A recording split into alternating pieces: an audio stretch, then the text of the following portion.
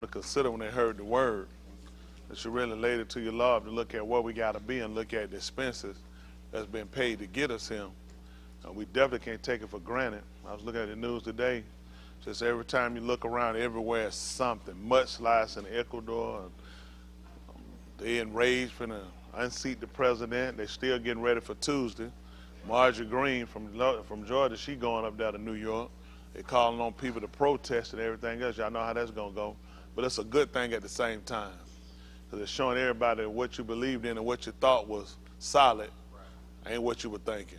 Whatever your hope was in this society and in this situation, you can change it. Put everything you got on your hood. That's the only for certain thing. Everything else these people doing, they're coming down. Make no mistake, folks. And it's for us, because I tell you the truth, America would do good if they took my advice and they got us out of here. If America wanted to stand, they want a better weather, better economy, they want a better homes, a better school for their kids, get us out of here. That's going to be your best way. Ain't that going to work for long we stay here. Yahuwah coming back for his people. And he want them returned back to him. You can't let her go now without offering. You got to give us something to go with it now. That's just being honest. I can help them. If they really cared about fixing this country and making it right and making it great again that they claim it was, all you got to do is get rid of their people. Let us return back to where we've been exiled from. Remove those foreigners that's sitting there claiming our identity. You want peace, that's the only thing going to work for them. You got to oust them. That's the only way it's going to work. Anything that they're doing ain't going to work. Ain't no, let's come together and pray. That stuff not going to work. Everybody believes something different. So you might as well get that out of your mind. Everybody just come together and just worship under one God or one deity. They're not going to do that because nobody want to serve them in the truth. It would be beautiful if they would. It's just not set for it to happen. Y'all know that it's designated to be just the way it is. That song, he already determined that he going to save. That song, he determined he not going to save them. It's good to go ahead and tell people that lie to make them feel good that everybody in the world can be saved. They can't be saved. It's like he told them with Asu, and when he told Jacob, he said, Jacob by our heart, he said, I hate Asu. They call Esau. Nobody going to turn him back from that. Nobody going to make it move. He done set his law up already determined what he going to do. That's why it's to our benefit to make sure we get this thing right. But everybody that's a transgressor that willing to go against him, he already done set in mind what he going to do to you. So it's your benefit to turn and mend your ways today. You can't keep going the way you've been going. Everybody, it's time to do inventory. I tell y'all this all the time. Why you here? That's right. You better know it. Better make sure that's what you're here for. Because when you say it now, you don't get tested. You don't get pressed. Did y'all read that, the text I had Dexter the Post, I resent it today, about that Listerine spray stuff? How many people knew that? Ain't that scary? Then they give you some spray that can cause brain damage, what all the lungs, what all that junk, post it out there. You never said, people. You ever seen the Listerine spray? Yeah. I know you know it. Yeah, you seen all they said it affects everything? Somewhat. I ain't get That's but scary. I said stay away from it. Look, yeah, I want people to see. People watch it. I tried to post it on Instagram. People just need to know how bad it is out here. These the same people. I mean, for years, I remember growing up, people used to goggle with Listerine. Goggle with scope, man. I ain't use that stuff. Yeah, I don't use that stuff. What people don't know and what was bad, people were goggling every day, which is dangerous anyway. See, your mouth had bacteria. It's good bacteria and bad bacteria. The problem is they don't know what to kill. So it's bacteria your mouth actually keeps, it needs. Then there's bad bacteria your mouth needs to dispose of and get rid of. But they don't tell you that. They just give you stuff. So is that here to show the side effect? These are your major side effects right here that's contained in this stuff. According to headaches, depression, nausea, mental confusion, liver effects, kidney effect, visual disturbance, and cancer can also result from long-term exposure to this stuff. This is what's in your Listerine spray. That's, mind you now, this is only one ingredient. There's still other ingredients we didn't look up. This is just from the one. You know how many people, I used to do that thing years ago, the little strip, you to pull the strips and put on your tongue. This is the government that protects you. Your FDA lets this stuff go. Is that scary? And a lot of times people been worrying all this because you keep blaming cancer on everything else. It's the food. They got cancer in the shot. They got cancer. And you're killing yourself with this stuff right here. The sad part is they know what it is. Why would your government let this go on the shelf? But then they got that big problem out here on what they fentanyl. Do they really care about fentanyl when they let you? This is only one of the ingredients. This is not all of the ingredients. This is only one. Who would use this stuff? Nausea, mental confusion? I told y'all before, I've never seen so many people that have been mentally unstable, and now I see why. I said years ago, we never had this. I don't remember. I said it don't make sense. How all of a sudden so many people got mental illness? And you keep wondering why you say they're making it up. They making you mentally ill. From things people think they're doing, so I want to keep my breath fresh. I'm concerned about my hygiene, so I want to make sure I stay on top of it, so that's why I keep it. And the whole time you don't wonder why you've been discombobulated. This is from one thing that they give you. You think this is the thing you got to consider. Is this, do this. Can you type up what other products is this ingredient found in, please? Because think about it. Everybody not going to use it. I know a lot of y'all don't use it. I don't smell it. I know you don't use it. So a lot of y'all clean. Everybody here don't need to even worry about this. Some of y'all get you a good hot turd and go in there, throw that thing around and come on back out.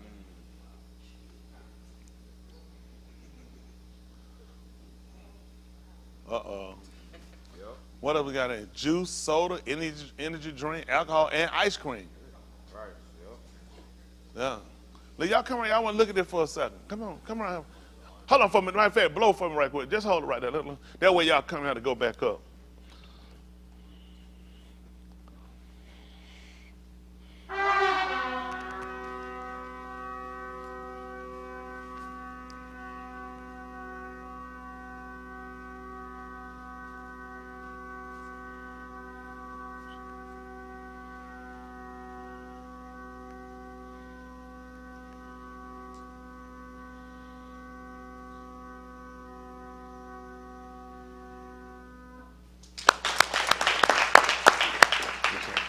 They can cut the temp back up a little bit. Now I just want to break a little bit of that heat a little bit. Now, I ain't tired of all these sweaters now. Y'all could look at the weather before you came now. I don't want sweaters and double coats and then kind of, man, preacher trying to burn us up. No, you need to check your weather. Put on some woolly mammal drawers. What you think gonna happen? My booty's sweating. Which food, y'all see that? These sweeteners? Is it a sweetener? Potassium is highly versatile artificial sweetener that manufacturers use on a wide range of foods and drinks, unlike similar sweeteners such as, what's that, aspartame? It's stable. It's supposed to be stable when it's heated. Causes property. Many baked goods contain this. What is this? Acesulfate, potassium. Example of foods containing. What foods we got? Beverages include soda, fruit juices, non-carbonated drinks and alcohol, tabletop sweeteners, dairy products, ice cream, desserts, jam, jelly. What's that? Marmalade, baked goods, toothpaste, mouthwash, chewing gum. What's that? Marinades. I want that like mayonnaise. It's too close to me. What color is it? What color is it? It's different color, dark color. White. Yogurts and other milk products, breakfast cereals. A lot of times, I eat those cereal bars. How many of y'all eat those cereal bars? So no cereal. Okay, nobody eat. That's all right. Don't worry. They're going to come up in the mosh pot. Don't worry about it. This will get a lot of people eat salad dressings and sauces. For those of y'all who practice safe sex, it's in your condom too, your condiment. That's one of the foods right now. No wonder so many people start wearing them. But this is the thing, we need to know that, and to our viewers, people need to know that because, again, he told us why all of us are destroyed, right? Did we know this? Have we been guilty of this? I think about it, from the milk to, so how many people don't use the, well, a bunch of y'all. How many of y'all don't use the Listerine sprays or strips? I don't use them. So that means we exempt from it. This is what gets you a lot of time. Man, I don't use that junk anyway. Any milk product, any cereals, you know what I'm saying, sauces. Then for people who want to be healthy who say, well, I try to eat more salads. And 9 times out of 10, it's going to probably be in more of the white way. It might be in the vinaigrette. If I do salad, I'm do vinaigrette, balsamic, but it could possibly be hidden in there. It might be hidden in a lot of other ranches. Because think about ranch and blue cheese, probably the two popular that people got. Me, I like that French dressing. Who got that best of me? Yeah, that before they came out, they had 1,000. I used to eat that 1,000. Them little lumps in that. I mean, they're back in the 70s, 80s. I remember when they invented salad. It wasn't nothing but lettuce and you cut a tomato. It wasn't no carrot strip. All the stuff people got. When they first had salad back then, listen, it never was no chicken. My mama, she scrambled up some ground beef, and you had little pebbles of ground beef, and it's hard to hold them. Well, you can't catch them on a fork. So you eat your salad, you just got to turn the bowl up and eat them later. But back then, the salad, it was just plain lettuce, cut a tomato. It was not no carrots. It wasn't no cheese. Man, here we get a loss. He'd call that stuff in that bowl. He was like, nigga, what you doing all my food in that bowl? So wasn't no eggs cut up in it. Then people started to come up with the chef salad. That was real popular. With the ham on it. Then you had the, chick bone? No, cucumber was on it. Cucumber. Yep. So that was about the most salad. Now you got, I don't know, the Greek salads came out. Caesar salad came out. I still been confused with that one. I don't know what that stuff is. I'm not a fan of it. I think about on the Caesar salad I probably would eat would probably be, what's the people? Olive Garden. Is that a Caesar salad? Because, yeah, as long as they don't put about it, they did. Really. I don't remember Red Lobster. They had something decent. But anyway, so we need to start looking up these. For what's Sandy in charge of finance? Where's Sandy at? Y'all drove yourself in? Oh, that right. I ain't know why. They just looking. I ain't know she was there. They just looking like, we ain't gonna answer that. We take the plea to film. So Sandy, she watched it. Sandy found out. I need some people on research. Can we please find out what foods this stuff is? You said that's easy? That's what my pastor went. Listen, so Paul, you don't want, let me say, you don't want now damn my pastor. He say he back. You know what's gonna be back? If he come through that portal and land in the room right now, you out of him. You out of him. He told me he go there. He said he can go to the portal. He said, but he don't want to watch. He said, "Call you leave it open. A demon can come through it." We were walking to the other end of the beach. Robert, he wanted to go. He said, "Y'all can drive." We like, no. We want South Pond to open the portal and let him transport us up there. They said, "Man, will you just open the portal and get us?" He said, "No, you open that portal." He said, "The demon can come through." I said, "Then leave it closed. We'll just go ahead and walk it out." I said, "Walk it out." But it's scary because people put a lot of confidence in the system and in people, white and black. It ain't one. And I've been a proponent for this. It ain't just white people that bad. Everybody bad. It's not a good nation among us. When I say that, ruling party nation. Okay, of course we got rotten individual people, but when you really look at the whole situation, why we all fight, bicker, and why all of us are, think about it. The white nation ain't in no better condition we are. They own people. Joe Biden not black. He hurting white people. And whether hurt other people. The Chinese people, it ain't black people or white people. Their own people hurt them. The Russian people, it ain't the Ukrainian, all these people. It's the leadership.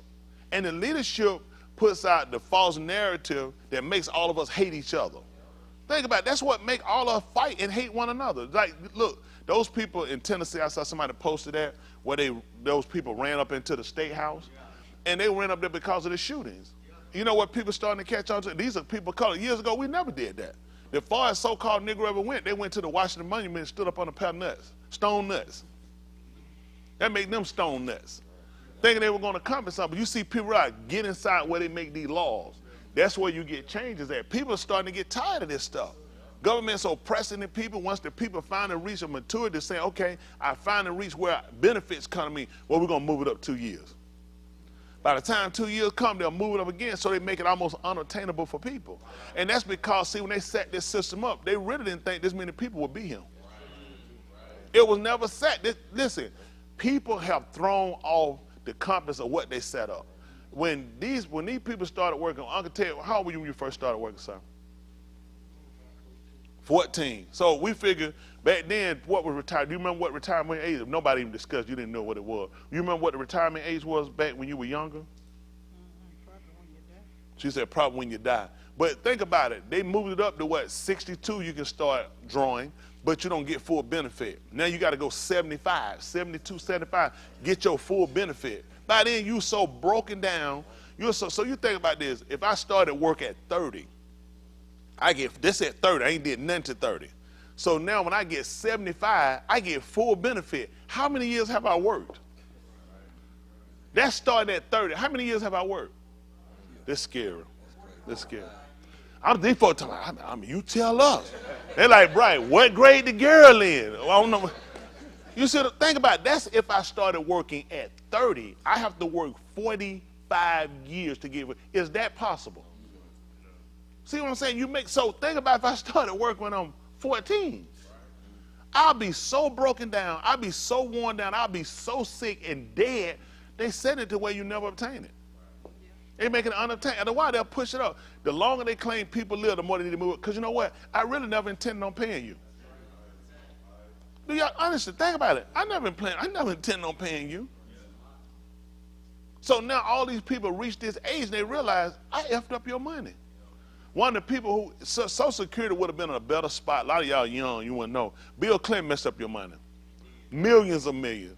Millions of millions. Listen, they had a surplus of money. That's what he told everybody. He said we got a surplus in Social Security. He said we're gonna put it. Newt Gingrich withstood him. He would have speaking out. He said, that's not no surplus, that's Social Security. He said, that's a surplus. He said, don't touch that money. That is Social Security. Bill Clinton said, man, this is a surplus. He said, open it, put it out here to people. And it went straight at him and Hillary Potter. Cut that part.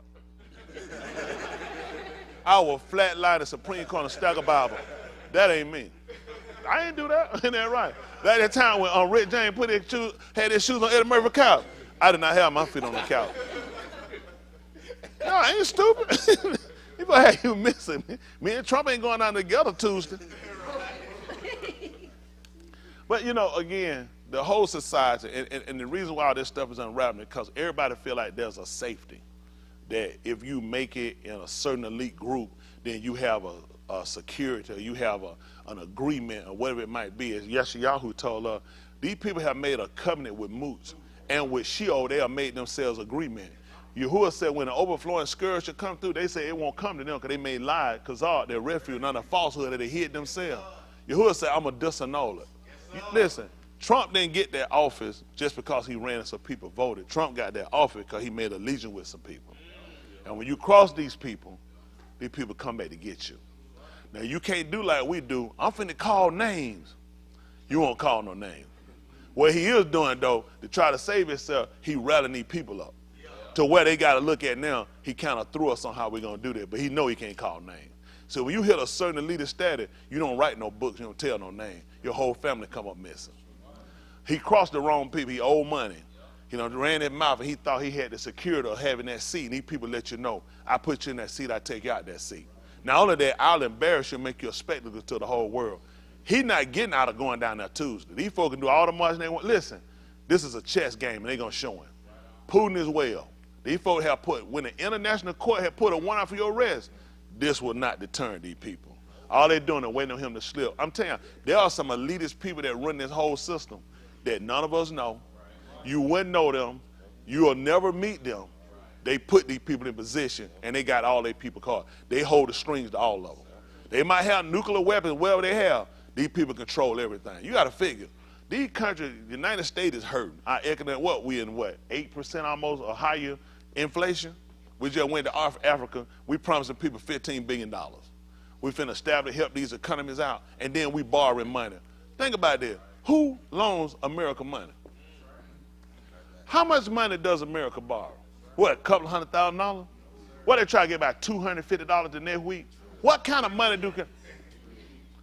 Then you got Mother England. They need to borrow money. What kind of money do they borrow? You got all these countries who are borrowing money. They just say they're going to give Ukraine $15 billion. The IMF. Now you need to ask yourself, how much money do you have? That you can loan every country money. And bank. We talking about you loaning country. What kind of checks you cutting? 2,000, 3,000 over here, 400,000 over here. What you cutting? What, you know? Now you got to ask yourself, who are these people?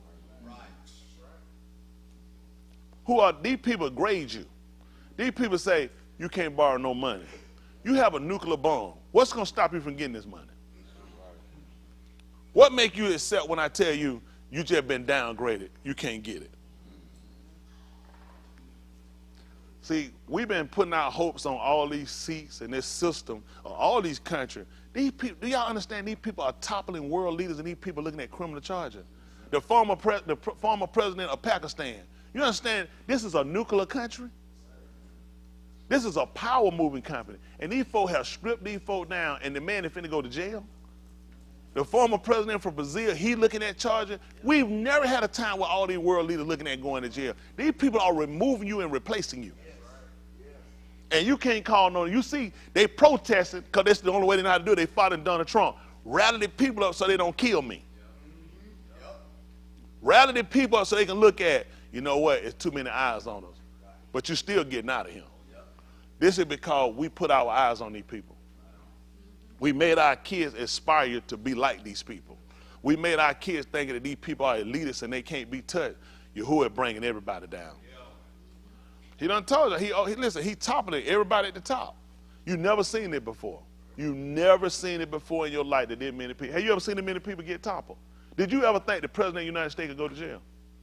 The closer we ever thought somebody was going to jail was President Nixon. Am I correct? And you see how they bargained that out of? They bargained that straight out, didn't it? Just go and resign. No more charges, then got him pardoned. That what messed Ford up. Most of y'all too young to know. That's how Ford didn't get a second term. They actually tried to tell Ford don't pardon him, but he did it. He said it was the right thing to do. The country needed done. He was smart at the time. The country wasn't ready for that. The people loved Nixon. They looked at Nixon went to jail. They would have been rallying behind that too. See, America been covering up their wrongs a lot of years. These ain't the only president they covered up for. They've covered up for years. This now the cover coming off for. I wouldn't be surprised if George Bush next. That Iraq war keep coming up. They had him speak the other day. Y'all didn't see him, did it? Oh, he did a nice speech too. He told about it. He told about that unjust war going on in Iraq. He said, I mean Ukraine. Yeah, he told that illegal unjust war going on in Iraq. He said, I don't know what I'm saying. He said, I mean, in Ukraine. Put it up, let me see. Listen. No, you know what? The truth come out their mouth, you got to listen. He read a speech one time before he told the people, he told them about what the terrorists were doing. He said the terrorists are trying to kill the American people. He said, so are we. He just kept reading his speech. He never veered from his speech. They said, what did he mean by they were like, it was an error he was talking. He never veered from his speech. He told them the terrorists trying to kill the American people. He said, so are we. Okay. What we got to say, fair use, fair play, whatever they're going to put. I don't know why they try to make you cover. Nobody want to talk about the truth. Oh, look at him. He looked just like his daddy. Oh, he looked like his daddy.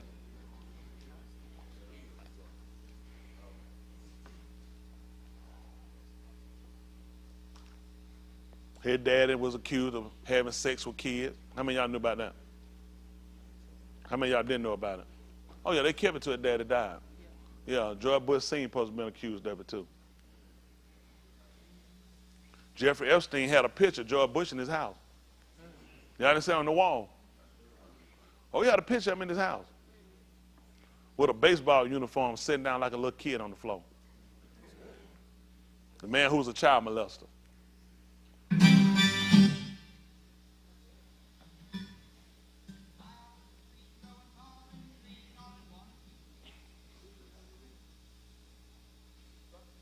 Are rigged. Political opponents are imprisoned or otherwise eliminated from participating in the electoral process. The result is an absence of checks and balances in Russia and the decision of one man to launch a wholly unjustified and brutal invasion of of Ukraine. Iraq. Anyway. You know 75.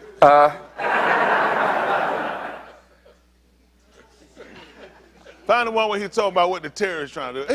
He told us, he looked down and told him himself. What you gonna do with it? He told y'all the truth. The result is one man who done launched a brutal attack, a holy war. That's him. One man. He told you in Iraq. We'll never know the whole truth about Ukraine. Everybody die off. Don't ever believe these people. America and our allies are fighting a new kind of war against a different kind of enemy. They've helped to launch the nations of Iraq and Afghanistan on the path to lasting democracy and liberty. Our enemies are innovative and resourceful, and so are we. They never stop thinking about new ways to harm our country and our people, and neither do we. We must never stop thinking about how best to defend our country. We must always be forward thinking. We will support them. That's it. Provide them. That's how people have no. These are the people that lead you and make decisions. These are the people that people are counting on to care about people. And it's sad. A lot of white people are going to go out there, and some black and some Asian, they're going to go out too to try to help defend Trump and feel like it's unjust what's going on with Trump. Trump is a victim of his own stupidity. Trump had made decisions that people make every day, and these people are criminally prosecuted and they go to jail, and he's not an exemption. It's been unfortunate. They've done this for years, and for people of color, we finally get a chance to see restitution come on these people. Because these people always look unstoppable. How many cover-ups have we seen with them as a nation? How many times we had to bite our tongue, police officers and judges, and people had to bite their tongue and can't say nothing, and people get pulled off of cases and leave stuff alone, and all this stuff been covered up, and now it finally come to a head that, how you going to get out of this one? And if it hit people picked up enough to say, okay, we're not going to prosecute, what you going to do with the people that feel like he need to go to jail? So either way they go, it's going to be a mess. It's just as many people in favor of him going to jail as people that want to defend him not going. And it's unfortunate. At this time, we need to get everybody to come together. We need Hispanics, we need blacks, we need whites, we need Asians, we need everybody to come together. People that stand for truth. It needs to be a divide. It needs to be right against wrong. All these people do what? We sit up here now, our kids are victim to a school system that teaches them how to be homosexual. You know, kids, anything they see they're going to want to do, they see a superhero fly, they jumping off the bed.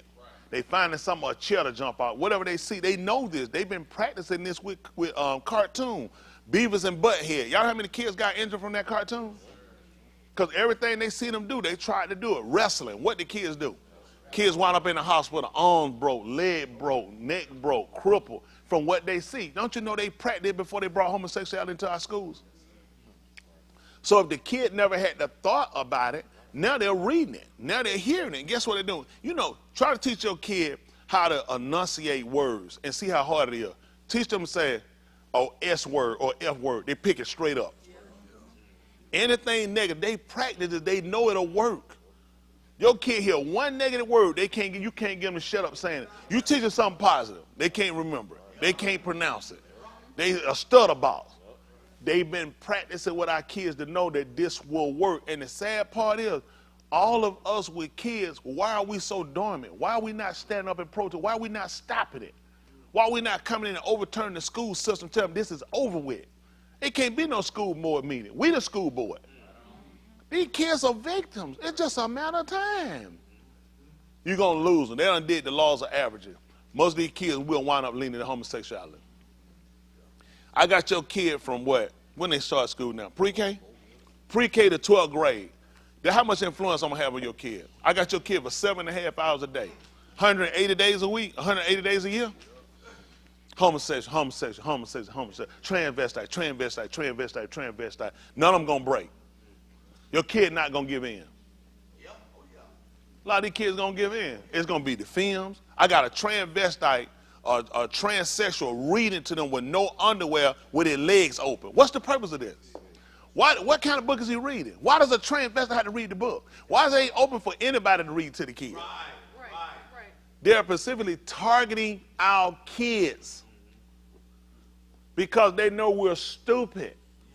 They're putting stupid juice in our food, stupid juice in our water, and then we good with it. We talk about it while we hadn't stopped it. That really scares me. Your most precious possession is leaving your house, and they're sitting in an institution that's training them to break protocol from nature for 7.5 hours a day.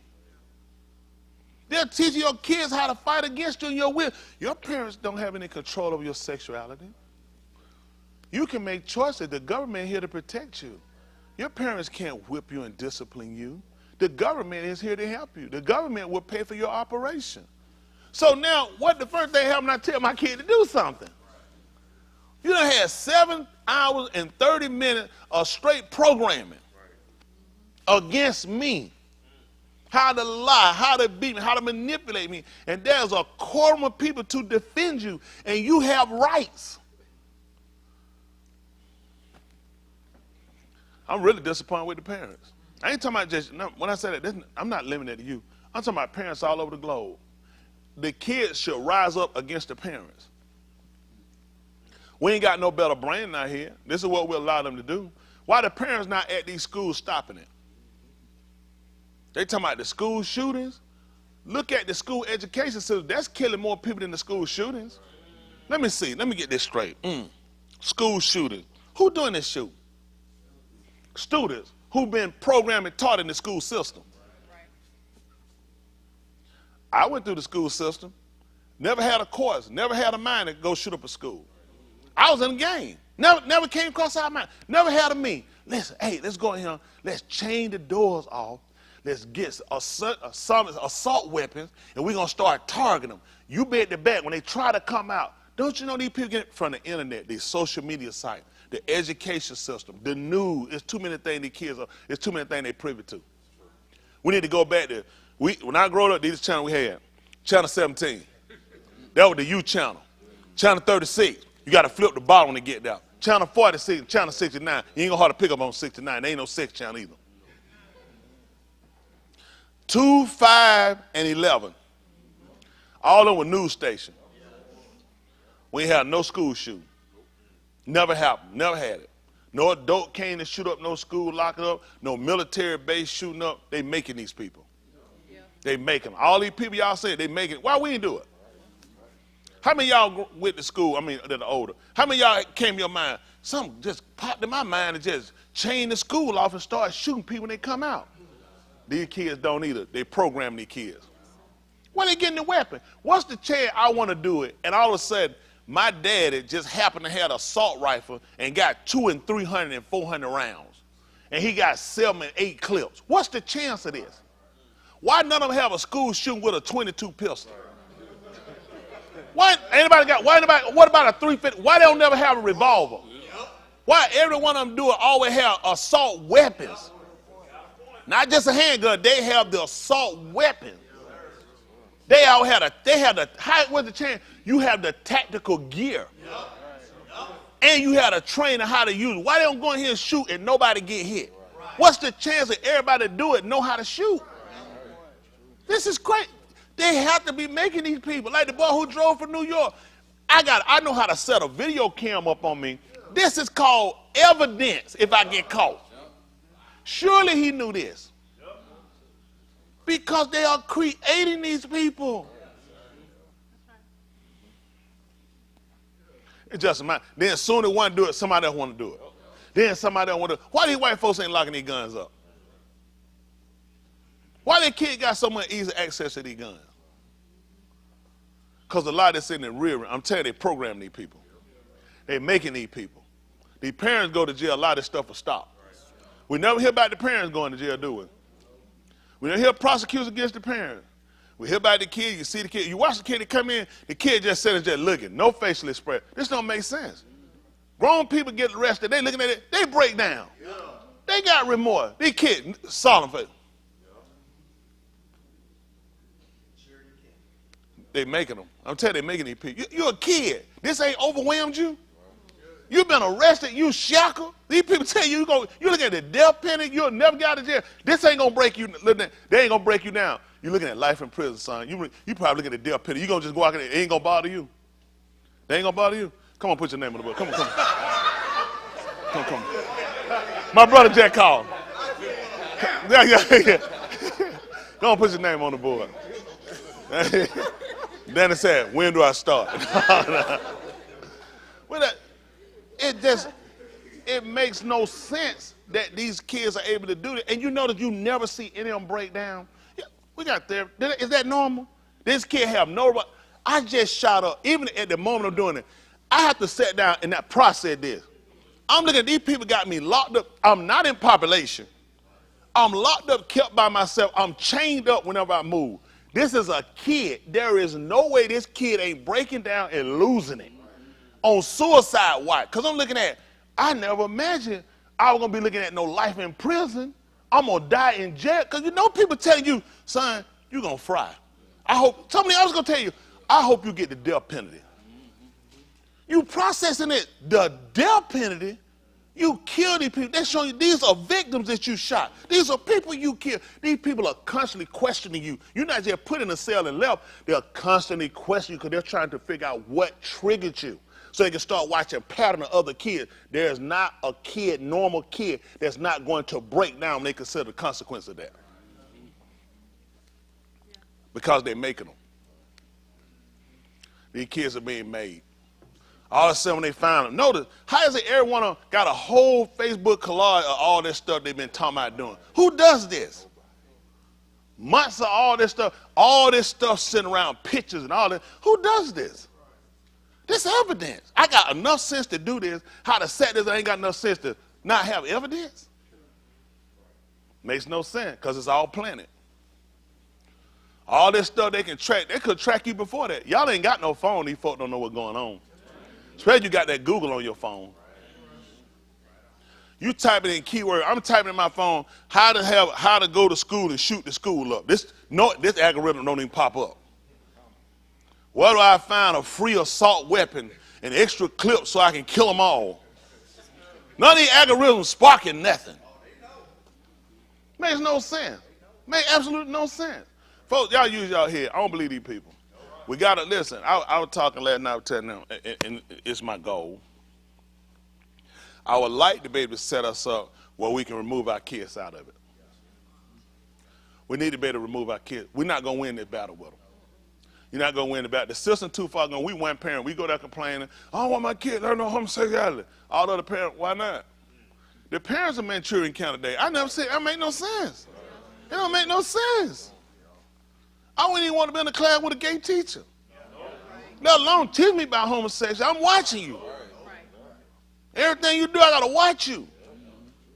And all of a sudden, the teacher who's supposed to be heterosexual, it teach me about homosexuality. This don't even make comment. This is a career. I want you to teach them how to be gay, how to do it in the boot, okay? I ain't your man.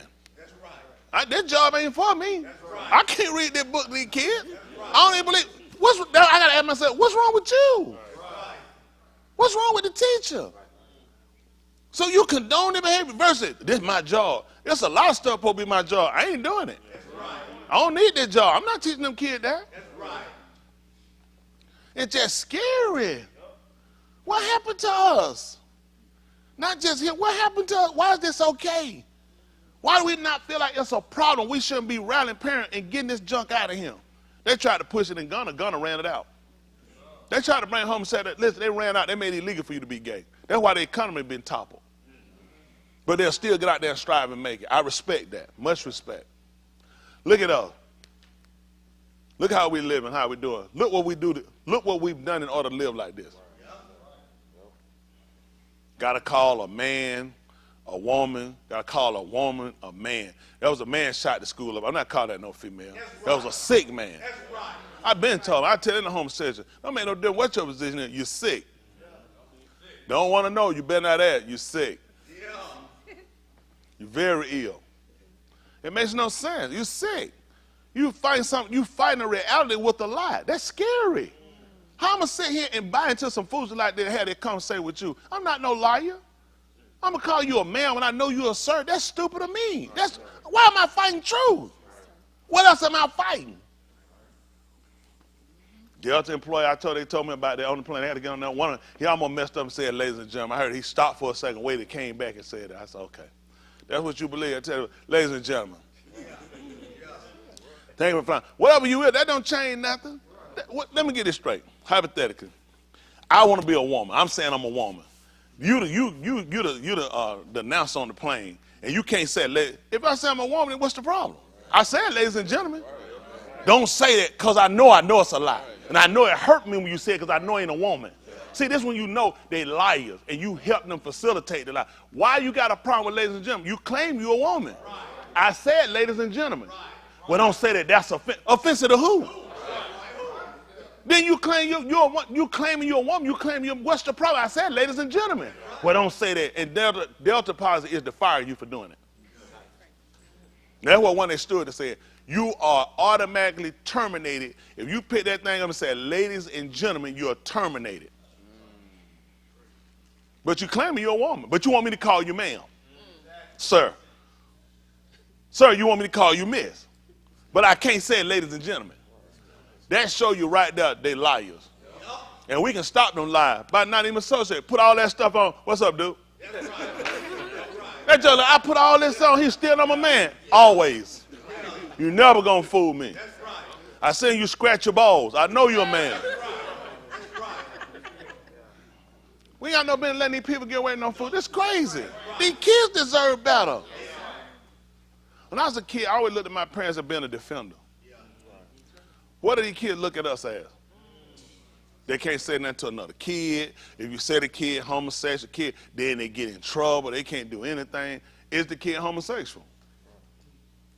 All right, let them have their right to be what they want to be, but let me have my right to be who I'm supposed to be. That's all we say. How did they get all these rights? Don't say nothing, don't offend, do nothing, but I don't get the right to protect me to be heterosexual, to be straight, to be able to voice my freedom of expression, my freedom of opinion. But yet these people get to do it. They can flaunt it in my face. They can get a table. They can make me eat gay food or whatever they're doing. We got to have a gay day and everything else, but nothing for the heterosexual. Right. Where they tell you, it's your fault for being straight. Right. Our way is the only way that keep the world existing. Right. If everybody did it their way, we'd have been died out. That's the stupidity of the whole. Science a teacher. There's no way science can go along with it. That shows you science got to be false. There's no way scientifically you can agree to this foolishness when you know there's no way we can procreate as homosexuals. Right, right. There's no way. Tell them I'm going to go back and I'm going to have a heterosexual relationship just to create a baby. You're going back to nature because that's the only way to keep existing. So the only way they know they will die out. Homosexuality cannot exist without heterosexual. You have to take on some form of heterosexuality in order to exist. Homosexuality is going to extinct you. So they predicated on what? Getting more of our kids in school so they can try to get a longer lifespan, start younger, attack the mind younger. Y'all young people, y'all got to stand against resistance. But let me say that, before they stand against resistance, we got to prepare a place for you. Like Yahushua said, I got to go. I got to prepare a place for you. That's right. That's right. That's the truth. We got to prepare a place for them. So you make a move too fast, then you ain't got no alternative. We got to have something. They say, well, your kid can't come back here unless they're going to be gay. They agree. We're not sending them back anyway. Right. See, these are things that we got to. Anybody out there? I'm trying to. Are y'all conscious? Yes, y'all understand this? What we're going to have to do. This, y'all our biggest asset. Y'all our greatest asset. We can't afford to lose y'all. We can't afford to lose y'all to that foolishness. Y'all got it? You can't do it. You know how you're going to defend it? By being just what Alahym made you. You ain't got to do nothing extra. You ain't got to go pick up 5,000 pounds. You ain't got to wear no nut huggers. All you got to do is just do what you're doing and kill them every time. Ain't nowhere in the world no transvestite woman going to stand behind me and she's going to still feel good about herself. I'm going to grab it and hold it. Mine. So I don't usually do this, but since you're him, so I know you ain't holding nothing but a handful of pants. I know this hurt you too. Huh? I'm trying to tell you, got to shut them down. Got to embarrass them back the way. Get back in your cave, you animal. Hey, these animals go. It's sad, man. We sit here, we even living like that. That's something you want to do. Just say that's what you want to do. That's your business. The problem I got, you pushing it on us and our kids. That's the problem. That's what you want to do. That's your business. And don't agree with it. I ain't coming to no function with it either. That's right. I ain't coming to no homosexual function. What I'm be doing that somebody snap that picture? Man, no, I know we'll get. I'm fighting stuff and I ain't done. How I'm gonna fight them stuff in that gay parade of the north? Come and speak no gay, it won't happen. Isn't that right? It's crazy. And the sad part is, you've been doing your thing. Nobody been messing with you except when you mess with other people. Go off to yourself, and that's what you want to do, and let the kids survive. Let these kids get up and grow, and they get to a certain age, they make choices. It will be a bad choice, like using drugs or alcohol or fornication or adultery. These are all bad choices. So we try to rig you guys up the right way so you have something to measure against. So if you don't have something to measure against, then you'll lean a certain way and you won't come back. That's why so many of our people spend so much time in prison. Because they didn't have a measuring stick. You said I grew up in the projects. So in the project it survived. It do whatever come, whatever happen. So you don't really have something to measure, realize I've been taught what's right, I just wasn't doing it. Now you get stuck in society and what's been right for you has always been wrong. So we try to reel you guys up where you can see what right is. So when people offer you something else, you can say, that's not right. Y'all got it? That's the deterrent. That's all you can do. You can beat them all you want to. They're going to make a decision on their own. So the goal is to try to show y'all the right way to do it. Show you what the way to survive. Let me tell you something. If you serve Yahuwah right, you'll prosper. I ain't talking about enough death, no financial. You'll prosper in every way. Y'all got, it's a benefit in serving him now. Now, if you want to have serving, don't go try to use that and say he failed. Just tell the truth. You didn't fully commit. You fully commit to the man, it pays. Fully commit and watch for yourself. Serving Yahuwah pays. Y'all got me? It's a benefit. If it wasn't, I wouldn't do it. I'd be doing something else, sun shining. I'd be doing something other than just sitting here. I'm here because they paid to serve him. The people that hadn't served him, you can see it's tumbling down on them. Everybody tumbling down. I don't care what your position, I don't care what your affiliation, your association is with anything, you're coming down. Just a matter of time. All right? Y'all got it, young people? There's a couple of young people that know I don't like them. Where y'all at? Raise your hand. If you know I don't like you. 1. Raise it higher. Raise them so I can see them. 2. All right, 3. Somebody missing. Adam, you at home? Raise your hand. No, I harp y'all, not y'all. Y'all so sweet. It's them other ones. Where Joseph at? You know I don't like you. Raise your hand, Joker. Thank you. I'm trying to tell you something, but I said, you got something. Where you got a ring? They're going to try to hide that ring. I said, I want that ring. Isn't that right? One more in the woods. All right, we're going to look at what does say Mr. Yahuwah. Y'all all right? Yes, sir. All right, let's see what this say. This is, what program it's using? Oh, yeah, the Bible Gateway. This is about one of the better ones we find. That's good. I take it. All right, this is the 15th chapter book of Romans, verse 4. Listen. For everything katab in the past, Everything that was written in the past, ni katab to lamed us. it was written to teach us, to show us, and to instruct us. Again, I harp the benefit or harp the knowledge of knowing why and what it's used for. That's your benefit. A lot of times you get things, you have them, and you just set them aside because you don't know what they're used for. It's certain things people are buying their house like utensils because they see them at somebody's house. They don't know what it's used for. People get graters and they don't even use them. A lot of stuff people get their can open, they never buy nothing, to be open in a can. They don't even buy cans. That's right. Yeah, it is a Coke can, you just pop them open. So I appreciate the fact that having this and knowing how to use it is the benefit for us. Come on. So that with the nakum of the Tanakh, we With might the patiently encouragement hold. of the Torah, of the law, or the instruction. We might patiently hold on to our Yakal. That's something now, ain't it? Let me see something. Some color of mine, we'll see. Let's see how they go. How about that? Your Kazakal, your Kazakal. They call it Ezekiel. Oh, I'm saying. I'm thinking. See if it's 51. Did y'all learn anything, Layla? It's, That's two. So not all then, huh? Not all. Not all. Well, we should be. I mean, again, going back over these different events, give us an opportunity to consider where we at. Even me, I'm always considering where I'm at, and I'm considering where I'm trying to go.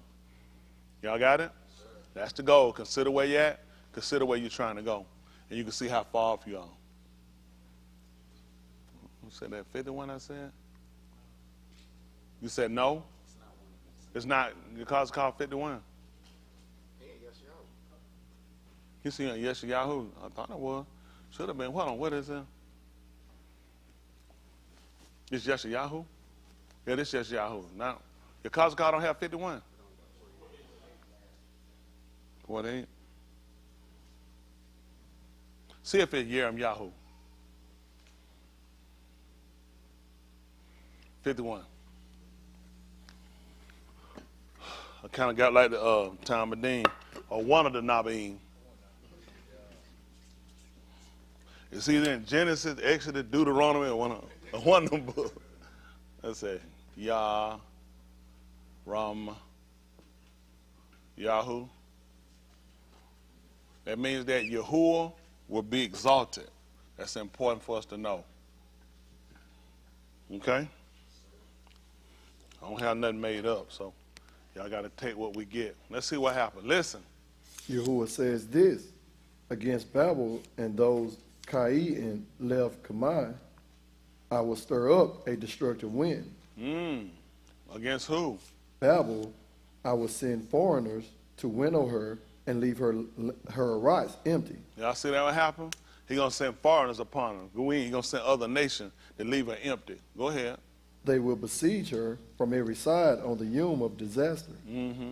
Let the archer draw his bow. Let him flaunt his coat of mail. Do not spare her young unashamed. Completely destroy her whole sabot. Uh-oh. Her whole army. What happened? In the arats of the Kasdim, the slain will fall. I think that probably like they call the Chaldeans. That's the name they typically put on there, the Chaldeans. They call them the Kasdim. The slain will fall. Those thrust through by the sword in her streets. Yasharal and Yehuda are not left widowed of their Alahym. Yahuwah, Sabot, but the arats of Kasdim is full of guilt before the Kadash one of Yasharal. Flee from Babel. Who? Let each one save his Kai. But you'll stay. You'll stay. I know y'all to do it. Because this is what we've known the most of. No doubt, like our people did when we came out of Mizraim, it's hard for you to depart certain things, just like behavior. That's what you've been accustomed to. That's what you've known all your life. So a lot of times they listen to me, they feel like I'm trying to confuse the people or whatever. I'm just trying to get people to come back to try to acknowledge certain things and events and realize what we got to do before the same thing happen to us. Listen, because he say that Yasharal were not widows. Right. We still had our living, but what was going to happen to Babel? He's going to destroy everything in them. Listen. Flee from Babel, let each one save his Kai. Don't perish because of her guilt. Uh-oh. So if I stay, what happened? Wow. So he's saying, why you going to perish with her guilt? They play catch on fire. We the first people running trying to put it out. Nobody had done more for what they call America than the so-called Negro. They're helping y'all out. Just helping you out. What our problem been? I'm just listening to him. Listen. For the time has come for the vengeance of Yahuwah. What happened? He will repay her what she deserved. Listen. Babel was a gold cup in the hands of Yahuwah. Listen. It made the whole Arites drunk. The Goyim drank her wine. Listen. This is why the Goyim have lost their senses. Oh, my goodness. You know what's amazing, though? We was just looking up one of them chemicals, weren't we? And amazingly, they said they put it in the drinks. Ain't that what they found? We found out what that aspartame, potassium, what is stuff called? What it said, it messed with the mind, confused the mind, caused cancer, the liver, and that sight. And then when he looked at it, people being blind.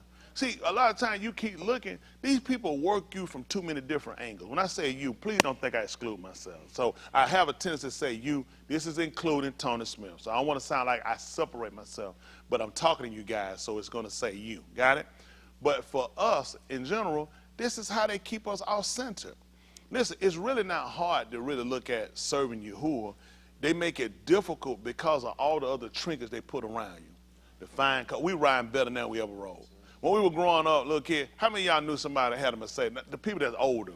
I can tell you, how many people you knew when you were growing up, like just say, well, you was a man, an adult by the, like the 60s, late 60s. How many people you know owned a Lincoln Continental and a Cadillac back then? Those cars were considered to be, you was a drug dealer, preacher, or somebody like that. People didn't turn. Now everybody. I remember when you see a Rolls Royce, you watch that thing go all the way down the street. A limousine? But I remember when Different Stroke came in, I want a limousine. Then you see that thing, Ryan? Good, googity moogity. You can fit all them. Now it's everything. Now they said it now to where you can afford it. And at first, what made our people, to me, made us more religious people was the fact you couldn't afford these things. You looked at, you had to put your trust in Alahym, because you lacked a lot of these different things they had. It wasn't just that, you know, your pay wasn't where their pay was. You didn't have the living condition they had. So it made us lean more to our religious side of ourselves. Once they made it, well, we came up with the credit. They came up with loan. They came up with buy now, pay later. You can lease. Things we didn't know. You saw a pair in the car. You just never assumed they bought it. You found out they were leasing it. People weren't even buying home. You said, man, they went and bought a new home. They lease it. They made everything now to where you can look like you own. Yeah. And that has pulled us away from Alahym. Because now I'm finally getting all the things that people wish for. People couldn't obtain. They make it where I can. So I don't need Alahym the way I needed him. When we were a poor people, we leaned more toward him. We looked to him. Before you ate, you prayed, you knew. This wasn't that, what we call it, this a blessing. You need to be grateful. Man, we drop down, you grab something, you eating the drive-through. I ain't got time to pray, I gotta go. Get back, I gotta go. People get whole meals now from restaurant. We wasn't growing up, we ain't going to no restaurant. Every restaurant we went in, you going in and come back out. You gonna sit there, man, over that glued down chair. You're not going to no restaurant. How many of y'all grown, y'all didn't go to no restaurant eat? Them folk, they were cooking. Them folk didn't have no stuff. Like some of y'all younger, so we're being younger, you grew up like, we were going, what restaurant your dad used to take you out to go out to eat? Don't do that. I know that right now. I'm saying, tell that just wasn't something you done. Now we get food, we don't even eat it. We'll buy a meal, we'll set that stuff to the side. I don't even want that stuff. Man, you'd throw something in that trash, you'd got your name. You going in that trash. Got that stuff and throw that thing, I ain't gonna eat this. Nigga, get in that trash and eat that food. That make you get that back out that trash. You ain't eat it, it's sat on the stove. You get home, you like, I ain't gonna eat it. You get home, you get it, walking around through there looking around, ain't nothing different, going back out. Come back in there, ain't nothing different. Come back in there, start picking. Let me go. You know what? That thing taste good after you done left in your stomach growler. You know what you said? This ain't too bad. All the stuff I hated when I was a kid, except the pig feet, start eating them. I eat black-eyed peas. I hated them. I don't know what I supposed to do with this stuff. Black-eyed peas, butter beans. I didn't like them. I mean, you didn't like that's what you had to eat. So you like, I want some French fries. I wanted to. If it was up to me, I'd have cheeseburger French fry every day. I ain't know about no pizza back then. I was in school, pizza was square. So I see that round pizza, I said, they'll change the game. Listen, man, the pizza was square. Y'all remember that square pizza? That thing fit perfectly in that little hole. Now, if I could buy up a bunch of them things, I'd buy them. I know I could sell them on the street. I know they'll roll. Heat them up as soon as you ride it. What you trying to get? You trying to get one of them square pieces? I slang it. I put it in one of them crack bags and cut them up. I be kicking them things out the door, man. Well, just how things have changed for us so much, and at the same time, it moved us away from the unction, which is the right of anointing that we had. We had a real vigor for serving Yahuwah, especially being oppressed, and when things happen, it made us look more toward him. So how they came along and they gave us the illusion, they gave us the ability, access to so much stuff, to where now, let's be honest, it's too many things you can do instantly. Then the way, because everything about him was weight on it. Everything about him, it'll come. What it mean? It'll come to pass. What's the date on it'll come to pass? Give me a date. You don't know. You gotta wait. What you figure? An hour or two? A week? You can't wait on that. Not when you can call somebody, you can get something done right now. Ain't no way you call nobody, go apply for a loan. It shall come to pass. You say, I'm gone. I don't even want the loan. Cause that it don't take too long. They folks tell you, listen, what they tell you apply. In 48 hours, somebody, an agent will reach out to you. In 24 hours, you can get an answer. In 15 minutes, listen, you can get an answer back in 15 minutes pre-approval. Before you had to fill out all this stuff, you ain't got to fill out, now you can't listen. I fill it out for you over the phone. You just answer a few questions. They have made the whole world so accessible to get things and for you to get things instantly. Everything with him is when. When you supposed to get this eternal life thing? In the morning? Then later after service? When? When they're going to be? And then you don't get it then till after my spot. So what's the date on that? So now when you come and you hearing the lessons, you got to deal with how many things you can do quickly. Like look up a word. If you had to look up a word, somebody had to go get a dictionary. And you got to stroll through the lettering till you get to go through, if it's an A word, a D word, flip to the page, then start going down to it till you find it. You ain't going to open it and fall around the word. Now you get right on your phone. Once you start spelling listen, they go ahead and finish that out for you. As soon as you pop it, it'll show you everything what you want to know about that word. So everything about Yahuwah, you got to get a book, you got to research, you got to read, you got to wait, come, pray, the man of Alahym, get it, and maybe preach it. It's too much time. Everything you want to do, you can just look it up. You can go on your phone now. It can teach you how to teach you how to read the Bible in 1 year. It'll teach you how the Bible go, give you commentary. That's why a lot of people don't go. I mean, really, you can teach yourself. And this is going to be your error. See, all these things are done to pull people away. People don't have time to sit and wait anymore. Everything there is instant. Y'all got it? Listen, if you can't go, you can call Grubhub will bring it. Uber Eats will get it. You ain't even got to go to the grocery store no more. They'll bring you groceries. Somebody will pick it, bag it, bring it. You never have to leave your house. People now, there's a lot of people, they don't even go to service. Everything you do is at your home. Then this wasn't going to hurt you. The man said, let me say, come unto all you that what? And I do what? I just sit here and do it on my computer. Why the man telling you to come? Because it's an effort. When he found Cuff, and who they called Peter and Andrew, his brother, what he told them? He said, get on the way up. He said, go on Google Earth, and you can follow me wherever I go. Yeah, he did. Didn't he tell them that? Go on Google Earth. That way they can keep working. They get their folks. He over there. Oh, he over there. Oh, watch out. Hold on. He just healed that man. Praise God. And they get back to why they still working. See, everything was an effort. They had to follow him in order to attain. They had to come up to him in order to obtain the rest. For us, they made things now to where it don't make you have that vigor, don't make you want to go. You don't have that desire. Especially our men. I've been with y'all. No offense to you. Y'all lazy, though. Man, oh, goodness, man. It just changed the course of things, just seeing where our men at versus how we had to do things. It was so much you had to do. A lot of y'all should have went to the country. When you made that walk, especially you to walk up there and look for that McDonald's like I did. You be so pissed off, you got to get up and do something. I cried my heart out. I never will forget them guys. I try not to go down that road. If I go back to Sparta, I'm not going down that street if I can help it. Because I look at that store, that McDonald's ain't there, I'm going to be pissed again. So a lot of things they have done, please y'all don't laugh, because that hurt my, that was a trying. Come on, Shamel, come on. I said husband can't do it with the house. He can't run his house. Y'all see that? Jerry, you repent?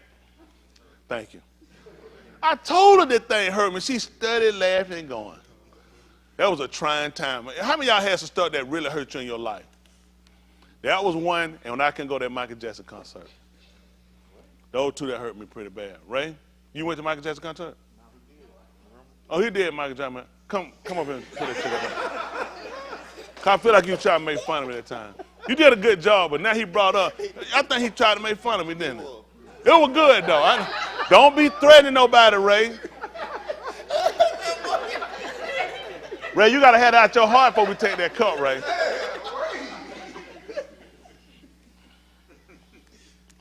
So that's just some stuff hurt y'all like that. You just got to live with it the rest of your life. I might call you back this year for my birthday, never know. And be ready to put another check up there. Well, no, but again, a lot of these things that they put out here is really, to me, is to really kind of drive us away from reality of what things are. And a lot of places that they put us in, you'll become so accustomed to their ways and the way things operate, you don't realize you really attach yourself to it to where it becomes your detriment. And I told y'all before, when Yahushua told me in the 9th chapter of the book of Oriel, he said, if any each will come after me, got to deny himself. That's the biggest fight you got. You think about it, it shouldn't be hard. You see the play falling. You see, I really shouldn't have to tell you, this building started crumbling right now. How many of y'all said, well, I'm just trying to sit here and keep hearing the word, see how the Lord work it out? Nobody got to tell you, getting out of him. Unless you have an attachment to something that really holds you, that you'll set to the dire end and look for something to work out that's not going to work out, and you miss the warning sign. The simple fact, he got to tell these people, he let them know, when you see these things happening, it's time for you to get yourself out of him. All right, let's finish this up. Come on. Babel has suddenly fallen. She is broken. Wail for her. Mm-hmm. Bring healing ointment for her wound. Yeah. Perhaps she can be healed. What happened? We tried to heal Babel. But she cannot be healed. He said, we tried. You know what you're thinking? I mean, before we just give up, how we know we can't help them? He said, we tried it. He's already tried to heal her. He said, I already tried to get some healing ointment for the healer. He said, she can't be healed. Come on. So leave her alone, and each of us. You said keep helping. Just all you can do is do all you can. So Before you just give up and quit. So leave her alone, and each of us will return to his own country. Listen. For the mashpat against her, coon to the skies, It done went up to Shamayim. Listen. and reaches even the clouds. And reached even the cloud. Yahuwah has brought forth our victory. Come, let us proclaim in Saun the work of Yahuwah our Alahym. Yeah. That's the high part. Come on. Sharpen the arrows, fill the quivers. Yahuwah roused the Ruach of the Malakim of the Medes, Yeah. because he plans to destroy Babel. Yeah. This is the vengeance of Yahuwah, vengeance over his Mashakan. The Mashkan, I think it's going to be Makdash. I think it's going to be Makdash. And Makdash is going to stand for sacred. That's a sacred place. So it's a difference when we look at sometimes the terminology. Am I correct, Boston? Makdash is going to actually revert to, it's going to actually, Mikdash. I think they're going to spell it M-I-G-D-A-S-H, Mikdash. We say Mag. I think M-A-G. I think the spelling of it is. I'm going to do it.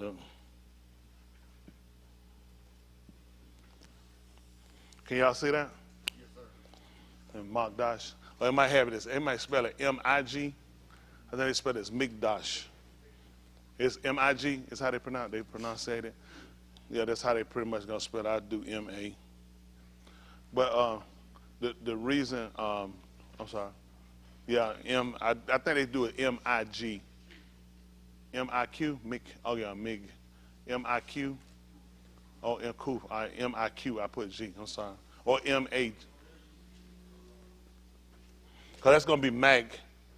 M-A-G is Mag.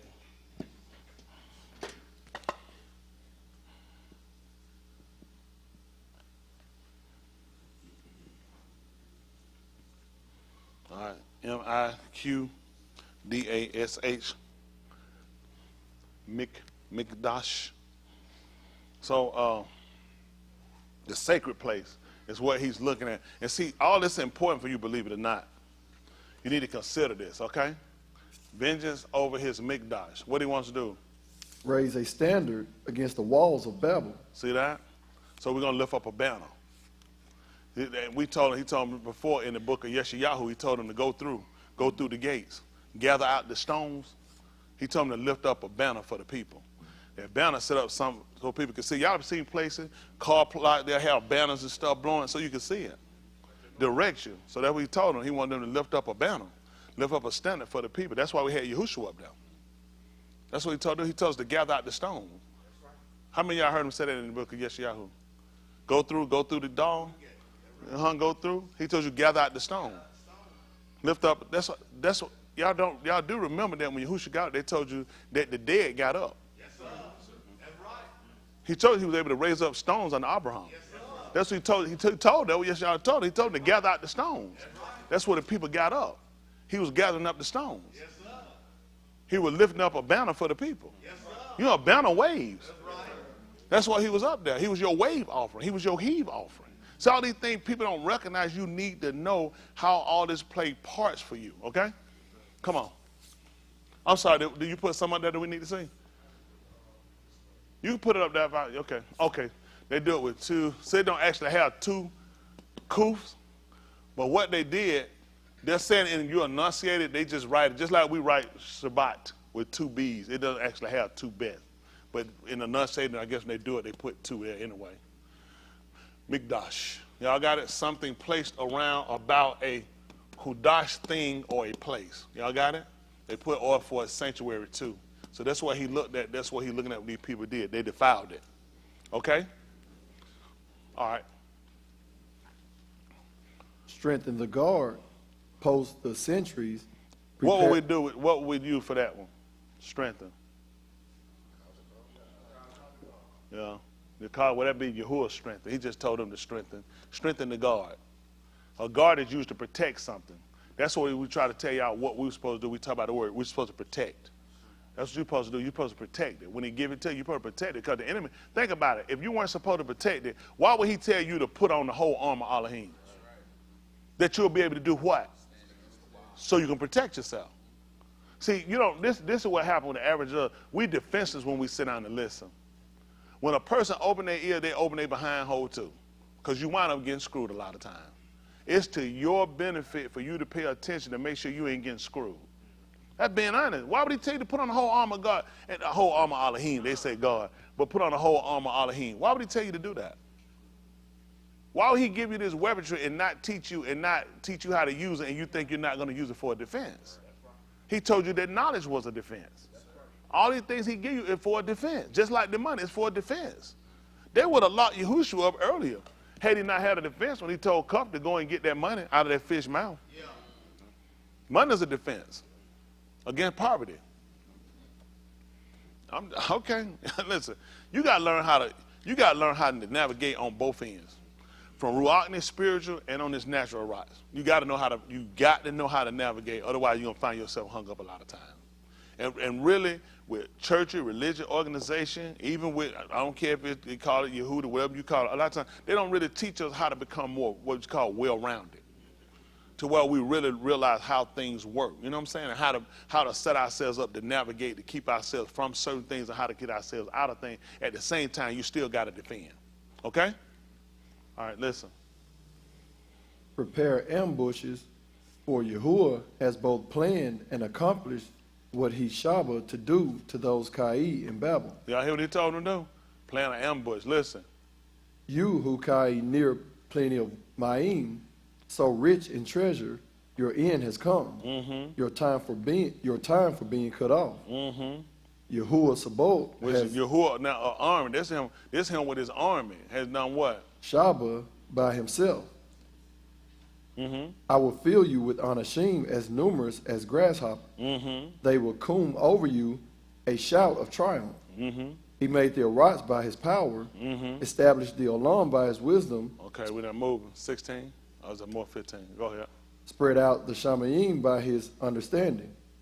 When he thunders, the Ma'im and Shamayim roar. Y'all hear that? Go ahead. So we hear that roaring sound. Now we learn. He said that's the waters. Mm-hmm. Go ahead. He raises clouds from the ends of the Arat. Mm-hmm. He makes the lightning flash in the rain and brings the wind out from his storehouse. Mm-hmm. At this, everyone is proved stupid, ignorant. See, you didn't know that. He just proved it, didn't he? He said, we were stupid. You were ignorant. You didn't know it. You were confounded. How would we know it? Listen. Every goldsmith put to shame by his idol. The figures he casts are a fraud. Mm-hmm. There is no breath in them. Mm-hmm. They are nothings, ridiculous objects. Now he talked about the breath in them. The word we'll use for that would be nesama. And you're going to write a small e, which is going to be for Shiva. Shiva is just the sound of the E sound, but it actually does not, you don't have it, it's an enunciation. S-A-M-A, Nesama. I think it's breath of man, breath of Alahym.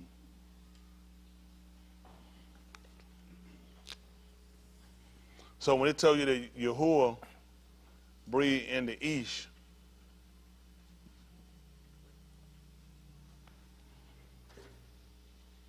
he could pull it up.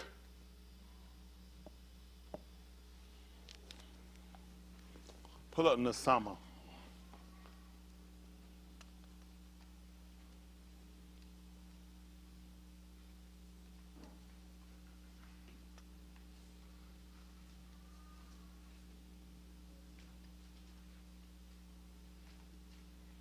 Can y'all put it in that basket? And we cut one that air on. Is it a little warm in here, y'all? How many of y'all trying to be saved? I know y'all were hot, just a little bit.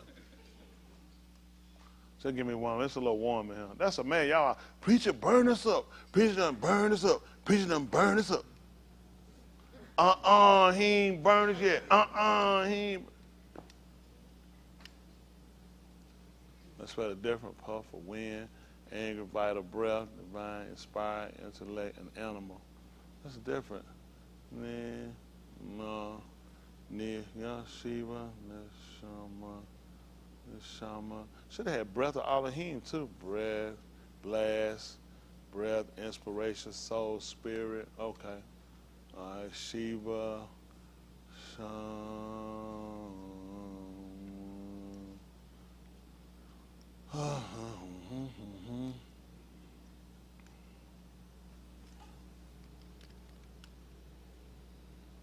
should have been just the S.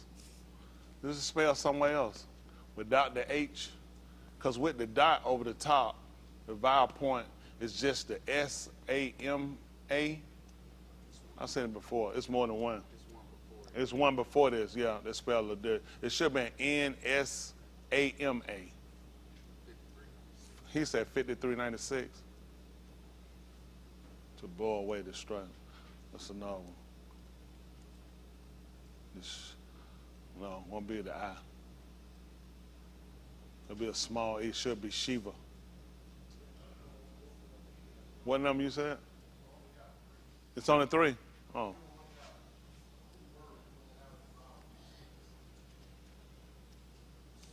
Is the root word the Shama?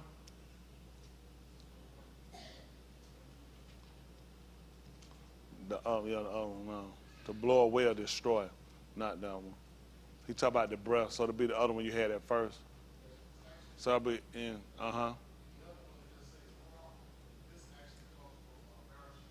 They can't hear you. Y'all got a microphone, so people at home can't hear you. I remember saying it before with the N-E-S-A-M-A.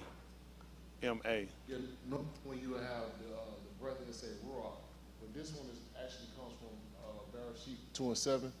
When he said blew his breath formed into of the dust of the Adamah, and he breathed. That's the actual one is used, Nasham. or the one we was looking at. All right. Neshama. A wind, angry, or a vital breath. Okay. Yes, sir. All right, let's spell it.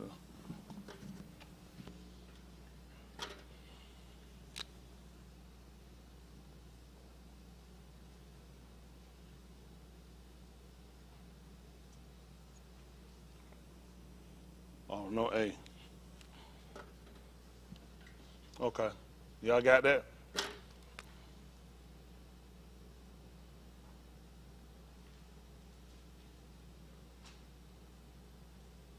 Okay. Appreciate it. Okay, we'll go back to what we're reading. This is verse 18. Yes, sir. Listen. They are nothings, ridiculous objects. When the yom for their punishment comes, they will perish. Your cold portion is not like these, for he is the one who formed all things, including the matah he claims as his heritage. Yahuwah Sabaoth is his Shem. Babel, you are my war club and weapons of war. With you I shatter Goim. With you I destroy Malkut. With you I shatter horses and their riders. With you I shatter chariots and their drivers. Yeah. With you I shatter husbands and Nashim. With you I shatter old and young. Yeah. With you I shatter young Anashim and Bathula. Yeah. With you I shatter Ra'ah and their flock. With you I shatter farmers and their teams. With you I shatter governors and deputies. What happened? But I will repay Babel and Al-Kai and the Arats of the Kasdim for all the Rosha they did in Saum, says Yahuwah. So this is what you got to consider. What people you think they did this to? That be us. See, people don't realize, just like you put your hope in their country, these are the same people. Amazing, everything he named. This country hadn't done that to us. Yes. They hadn't destroyed homes. Yes. They hadn't destroyed husbands and wives. Yes. They hadn't destroyed children, old and young. Yes. And guess what? They were his weapon. Right. See, this is what people don't realize. These people were just the weapon that he used. Right.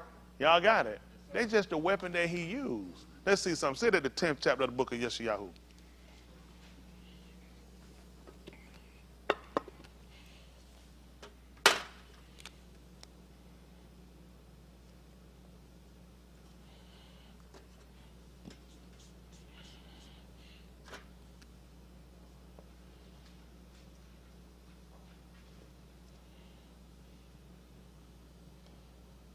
to that 10 and 1. I'm going to read down. Probably about, I don't know, 8, 9 or so, we'll see. I think it's 10 and 1. Let's see. Woe to those who enact unjust decrees and draft oppressive legislation. Wow. Wow. These people do gerrymandering. That's They right. passed all kind of laws. They done had Jim Crow laws. These people did all kind. Listen, woe to those who enact these unjust decrees. You don't think they done did it to us? Yes, sir. Segregation. There were laws that we couldn't go to school with them. That's right. There were laws we couldn't drink out the water fountain. We couldn't use the restrooms. Everything. Listen, these people, he done told you there's nothing new under the sun. Under Shemash with these people. Why would he tell them? They said, well, they can draft and they can create what they want. He said, no destruction to you for this.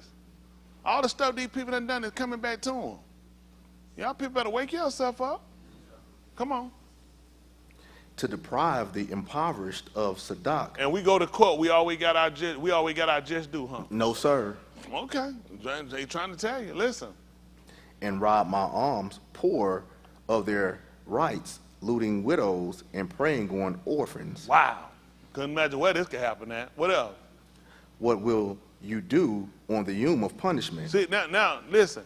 Ask Trump and the rest of them. Why you think he take down one of their leaders in our face? That's right. He just got through ruling for these people. That's right. Just got through telling about how great police officer and the whole system Yep. was. Now he got to go fall in the hands of. That's right. I saw they kept talking about them doing it. I hope he let them do their job when it come time to arrest him. I hope he sat around and he'll accept punishment that come from them. Now he asking, now what will you do in the day of your visitation? Come on. Y'all don't like this message, huh? Yes, sir. Listen. When calamity comes from afar, Listen. to whom will you flee for help? That's all he want to ask. They ain't got nobody to help him. Listen. Where will you leave your wealth, Listen. so as not to squat among the prisoners or fall among the slain? Well, that's what they want to know. Where he going to put his wealth at when he go to jail? Come on. Even after all this, his anger remains, his unpraised hand still threatens, Listen. as assure Trying to let you know his hand ain't up in praise.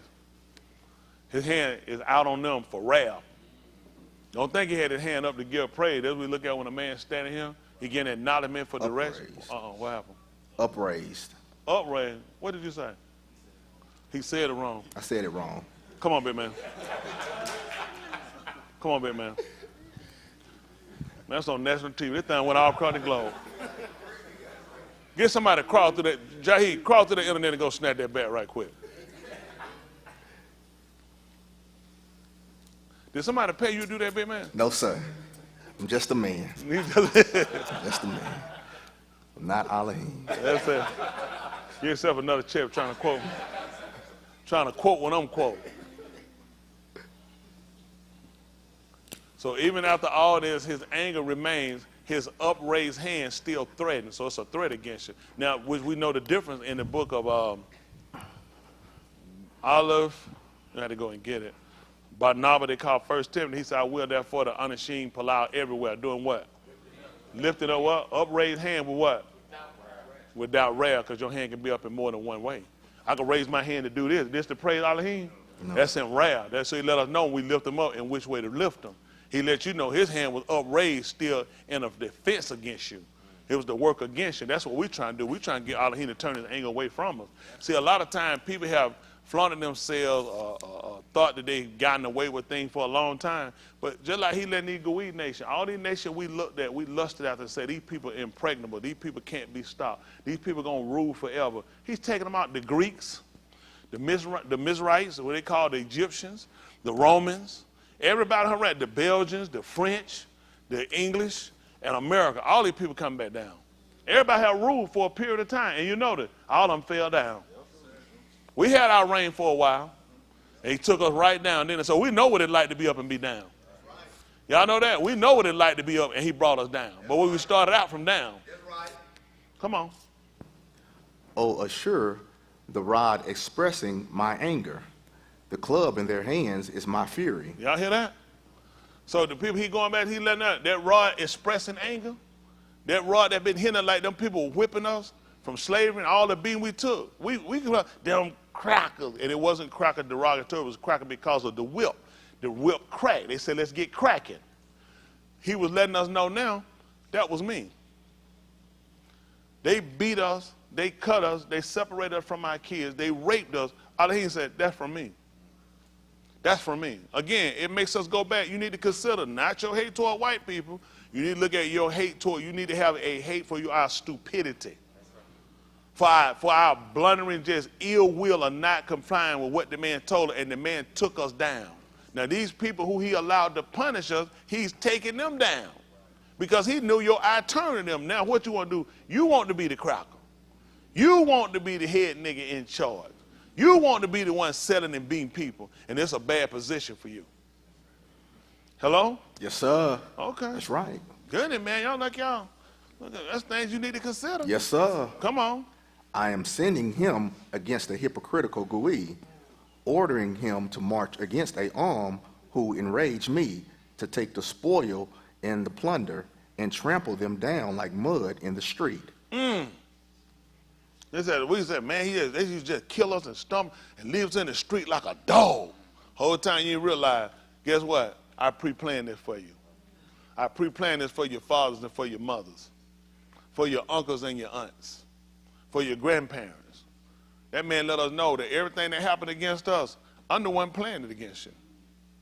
Now I'm going to come back, I'm going to punish this nation that did it to you, but make no mistake, I planned this for you because you were hypocrites. We sat around and we played the whole time. We act like we were we were serving Yahuwah the whole time. Our laws were full of lust, full of hate, full of deceiving, devising, plan that went against Alahym. Why y'all think we suffering so long? It still hadn't changed. Y'all hear the word now, and a lot of you still gonna do stuff off center. You still got your mind set to go a different way. He gonna get you. I'm telling y'all, we done played long enough. Black people, Negroes, Sub-Saharan, Nubian, African American, whatever you want to call yourself, you got to pay for what you've done. You got to pay for what you've done. Nobody else ain't told you, get married, the white man tell you, so I tell you, we got to pay for what we've done. Nobody has looked at how bad, how rotten of a people our forefather was, the reason we still suffering. The reason why they can put the knee in the neck of a man who begs for his mother while he goes breathless and he dies and no charges filed. Inconclusive. COVID. Anything else, you know what you said? That's an insult to me. In my face, and I sit here and I watch it. Yahuwah says it's an insult to my face that I watch you play with the idol gods. That's an insult to me that I seen you give up your caboose so you can be a rat like these people. So you be nothing but a spineless pig or snake on the ground. That's what he's doing. He got to recompare. How is we going to understand his hurt? How hurt we felt when we seen that? Breonna Taylor, my women, how hurt were y'all to find it out? Naked woman land. How did that do? What did that do for you? And he looked at how you did Yahushua. You stripped him naked too. And here was a man that was just slain. But that didn't bother you. I mean, all the things we say here and why, he said, that's what you did to me. Everything that came back to us, that's what we did to him. So when he come back to recompense it, now it's a problem. We put all our fuss and all our hate, our long anger on white people. And they gotten it for years and years and hundreds of years, and it'll continue to go. And as soon as Yahuwah come back and say, you done that for me the years and years and hundreds of years, and said, forgive me though, Lord, I was ignorant. But we can't forgive them though, can we? And you know what Yahuwah said? Neither will I. I won't forgive you either. This ain't a Martin Luther King speech. This just the truth. That's something I had to come. There you having that question. It hit me like right then. Realize I don't know how we're gonna hold nothing against them. Yeah. Just think about it. Think of how long they've been going on. How long they've been going on? About a week or two? A couple of years? Months? Hundreds of years. Hundreds. How bad were we? Do y'all really think about that? Yes. We're talking about people that had knowledge that turned and it went away. We ain't talking about a people that had no idea. We talk about a people that knew and they still went.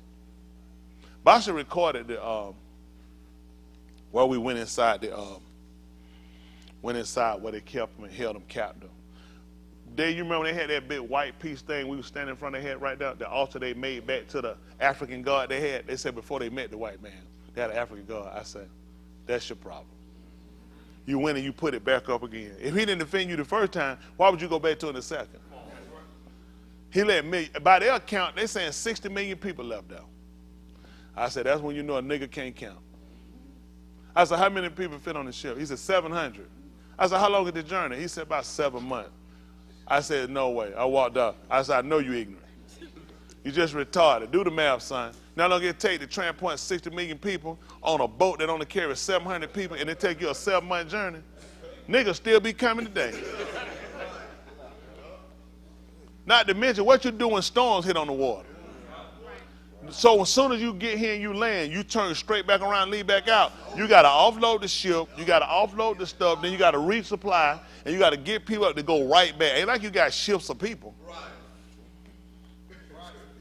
These folks don't know what now, man. Just quit lying. Best thing to tell folks, just stop lying. A lot of folk with him. The rest of them we created when we got him. Just stop telling lies. Probably at bed them folk probably moved maybe 100,000 people. And they probably just hit that number today. Some old line, Igbo Nigeria, not Igbo, Yoruba land at the bottom of the ship, just crawl out. That's 100. No, good and well these people don't know what they're talking about. Them the 60 million? Man, stop it. How all the mother niggas get to Brazil? Yeah. They said more of us in Brazil than anywhere else in the world. That's right. That's right. I don't believe these people now. The best thing to do is just stop lying. That's right. Then you look at how many died, how many drowned, how many were butchered, how many were killed, how many just died of natural causes. Say 90,000. 90 million. 90 million total. Died. 90 million died, 60 million got brought here. Y'all know how many niggas that is? You can make 50 Tarzan movies at one time. There's no way possible. The number don't even make sense. 90 million died. 60 million were moved. People don't have no idea about numbers.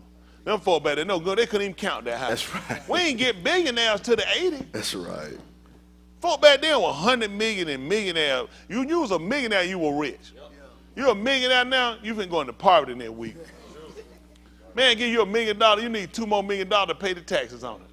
No, I don't believe these people. These folk can't even count that high. All right, come on. Where was that? Verse 7. Mm-hmm. That is not what Ashur intends. That is not what they think. Rather, they mean to destroy, to cut down Gui after Gui. For their Malak says, aren't all my commanders Malachim? Hasn't Kalno suffered like Kirkmish? Hamat like Arpad? Shamron like Shamram like Damit? I want that supposed to be for Damascus. I don't know what that supposed to be for Damascus. That's what it supposed to be for. That supposed to be for Damascus. Hello? That man just shook his head and just said, yeah. No worries. Just as my hand reached, it is supposed to be for Damascus. Okay. He was just guessing. No. They were just sitting back there waiting. They said he'll stop after a while. Because a lot of these names, so this is possibly the original name and not Damascus. Just as my hand reached the Malchums, which would be, well, no, I'm sorry. Malkuth, where it's plural though. Malkuth will be plural because the TH will make it plural. Could be singular or plural. Of non-Alahyms, what happened? With more images than in Jerusalem and Shamram. So want I do to Jerusalem and her non-Alahym what I did to Shamram and her idols. Therefore, when Yahuwah has done everything he intends to do to Har, Sion, and Jerusalem, I will punish the Malak of Ashur for the boasting that comes from his proud lob and from reveling in his arrogant looks. For he says, what happened? With my own strong arm I have done this, and with my wisdom, because I'm so clever, I erase the boundaries between Let me tell you something. Didn't I tell how these folks changed their land? Yes, sir. You know what your Torah told you to do? Don't remove. Don't remove the old landmark. This is why I try to tell people, this is your mess up. You're going to try to argue with me with a map that your oppressor gave you. Your book is sitting here telling you what the man did. I erased the boundary between the people. That's right. So now I got people that flooded in over each other. I done changed demographics. I moved and shipped people. That's why you really can't sit around and argue something. You really don't know what you are. That's right. That's right. That's just being honest. Listen, you move people and put people in other regions. So these people are assuming they're someone else. And Shamron, when he met the woman at the well, she kept talking about Yaakov was her Abba.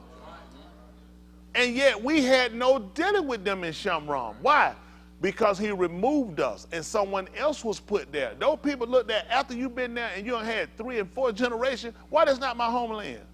When that's the land of my father. You claim America as your original birthplace because why? Your mother, your father, father, and father. And no, so this is the only place you've known. Versus Jerusalem is where we came out from. So now they erase boundary lines and now people don't know what is what or who is who. How y'all think they come in? They do that now. They do redistricting. Yes, sir. They never changed it. When they want to get rid of somebody, they say, you know what? We need to redistrict this area. And they're right. We need to increase this area to do that. They do this all the time. So now you got all those people that are warring because people are on other people's land. And so when you look at them, you're assuming these just a bunch of people that want to fight. It's because these folks have come in and erased boundary lines. And they caused conflict. That's why the boundary lines were there. When Yaakov broke off from Laban, what did he put to separate them? He put the, let me see the Aleph for it, Boston. The Aleph chart. This is the Aleph chart. Go up for me, please, sir. Here. It is more likely that it is this and not a C. This is why we have problems. Because we look up, when you look at the name of Noach's son, who is his son name? Shem. Japheth, and who else? Ham. Because it's more likely that it was the H and it was not a C. All you have to do, if you look, it makes sense and you'll find conflict. All you got to do is remove this line and this line. What letter do you have? And more prevalent was not a C. And more likely it was. And when you see them write, you thinking they messed up because they put an H there instead of the C because you said it's the car. They put an H there because they know what they're doing. You just don't know. Because you don't know the ancient. We didn't know the ancient. Why would we know? We're trying to argue with people, and then you come back and you read, how close is Shamron to Samaria? How close is that in enunciation? Shamron, Samaria. That sounds just alike. I just throw you off. Then I let people help people tell them, see, a good Samaritan. And get you off when that was never the name of the place. I just tell you enough because now when you start to research, you're going to research that word that I gave you. That word is going to end where I wanted to end. When you go back to find out what was the originality of it before it was that name, just like I found a keep-along. They don't teach you about a keep. I was talking something in Africa. You know they don't know a keep-along. People don't know what a keep-along is. A keep-along was the original name of it before the Greeks and the Romans came in and gave it the name Africa. And after I'm an Afrikaner, white people laugh at you. That's just like to hear you say it. That's interesting. Where you from? I'm an African American. You know how, and then that kind of really irritates you to feel like, why would you ask me that when you know you taught me a lie? I just want to make sure you still got it. See, the African American people today, and the whole time I just said it, I just made sure you stay ignorant. A keep-along is the name of the place before they ever came. Just like these people saying they're Moors. Let's look at the definition of what a Moor is, please, sir. We'll just go with plain Google. They actually named them a Moor to insult them.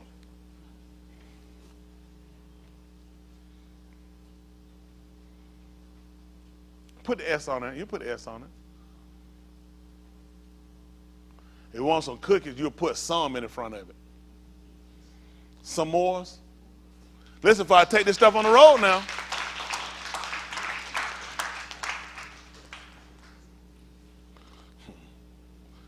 A tract of open, uncultivated upland or heath. A tract of open land preserved for shooting. That's what they call these folks. That's why they kill them and take them down. British. These folks don't pay these people. It's uncultivated. It's actually an insult. It's derogatory for them to call you a Moor. So when they walk around and talk about how bragging, how they are Moors and everything, they don't realize you got your name from Christians. We go to etymology and look their words up. These people really don't know what they're doing. White people just look at you and let you keep going. You know what these niggas, you know the Moors, the Moors. They're not Moors. This name that I taught y'all before, it was exonym. What was exonym? because you never named yourself that. But they so proud of it to tell you this, they some that a Christian name, just like you African American. You think we named ourselves African American? This is what they gave you. You so proud of yourself. Because they dumb you down. And they make you feel like you are achieving something. But you never get back to the root of what was I before I met you. That's right. That was just like the people of color that's in Australia. They start fighting against them titles. What the name they had for them? Aborigines. They told them, listen, they came up on their own and told them. They said, we're not no Aborigines. They said the Ab in Latin meant no or not. They were like, we never named ourselves. What they go? What's your name? Oh, I'm Aborigines. This is what your oppressor named you. Everything you got, your oppressor gave it to you. So you run to brag about something that you don't have your own. We talk about endonym, which means this is something we named ourselves. They looked at Akibalon because they looked at it being the mother of creation. This is where everything started from that region. They don't want to try to associate the fact that what they call the Middle East is still connected to Africa. The Akibalon is still a part of it. The white heads went, redrew the boundary line and said, no, this is separate. Nope. Israel is in Asia. So when you hear Asia, what's the automatic thing come in your mind? Chinese. He never told us that. All Asa meant was where the sun rises. That's why if you'll see the Chinese people, you see their flag, it's white and it has a red, because they'll tell you it rises there. That's where it rises. That's what Asa would mean. How did we come up with the definition of Asia meant somebody with slant eyes? Who told us that? How did we come up with the study of Asia was about Chinese or Oriental people? Because they tell you things to dumb you down. That's all it meant. When the Greeks went there, they called it Asa. They looked at the thing, they named it Asia, Asa, because that's where the sun rises first. That don't hurt us, though. Let's say, here it is. The term Moor, derived from the ancient Mori, is an exonym. I taught y'all that. That meant there was something you named, like an exodus outside, going out, because that's where your name came from. It would have said endonym, which would have let you know that you named yourself that. First used by to designate the Muslim inhabitants of what that Maghreb, the Iberia, like Liberia Peninsula. Y'all know what peninsula is, right? How many of y'all don't know what a peninsula is? That's like a land protruding out of the water. It's like typically surrounded by water, then they have a track that runs there too that actually kind of three sides. Who told you that? White man? I just want to know who I'm arguing with.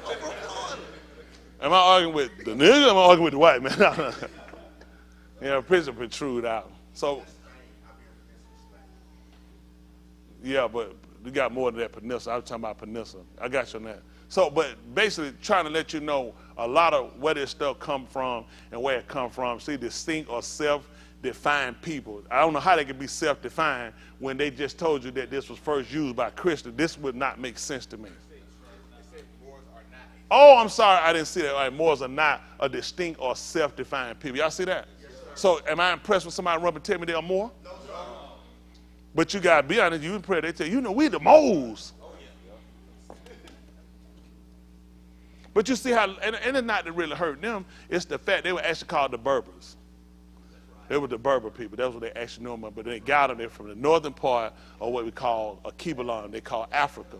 They were from the northern part, more like Morocco area, up in these areas where these folk came over and conquered. So it's important for you to know certain things that they don't want you to know, because this is not something they're going to teach you in American history.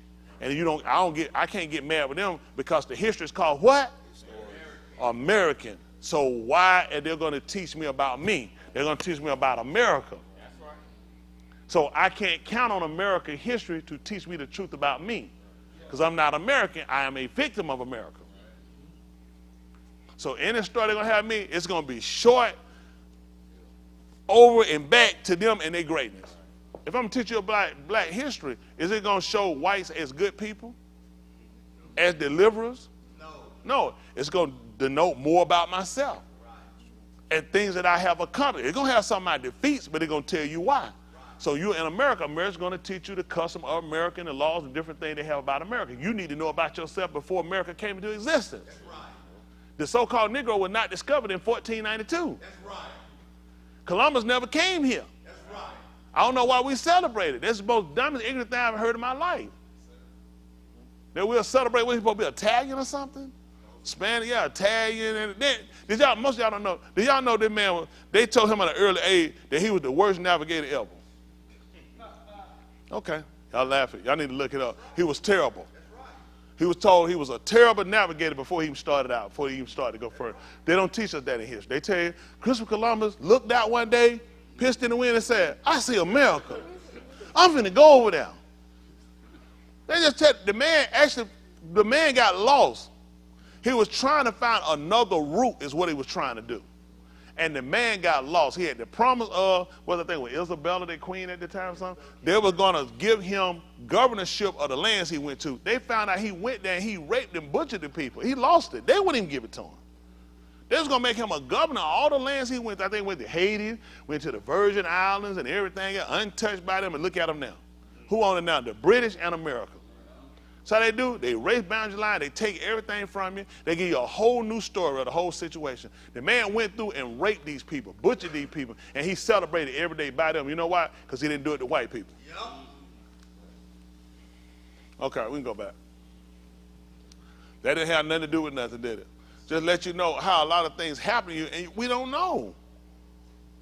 We didn't know. A lot of things we just didn't know. Give me the 18th chapter book of Kazum right quick, and I'll try to get y'all out of here. Because I know y'all tired. Y'all don't look like y'all want to hear this.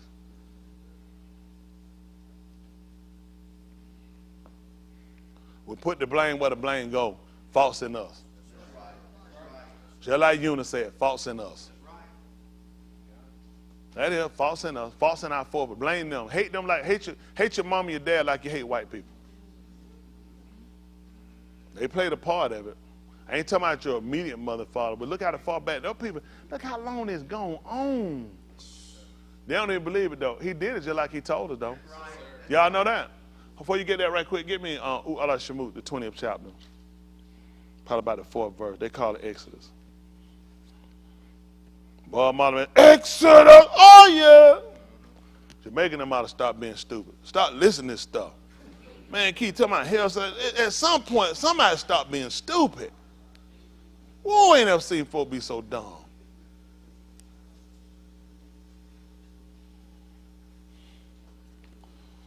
That ain't the name of the book. That's all that weed.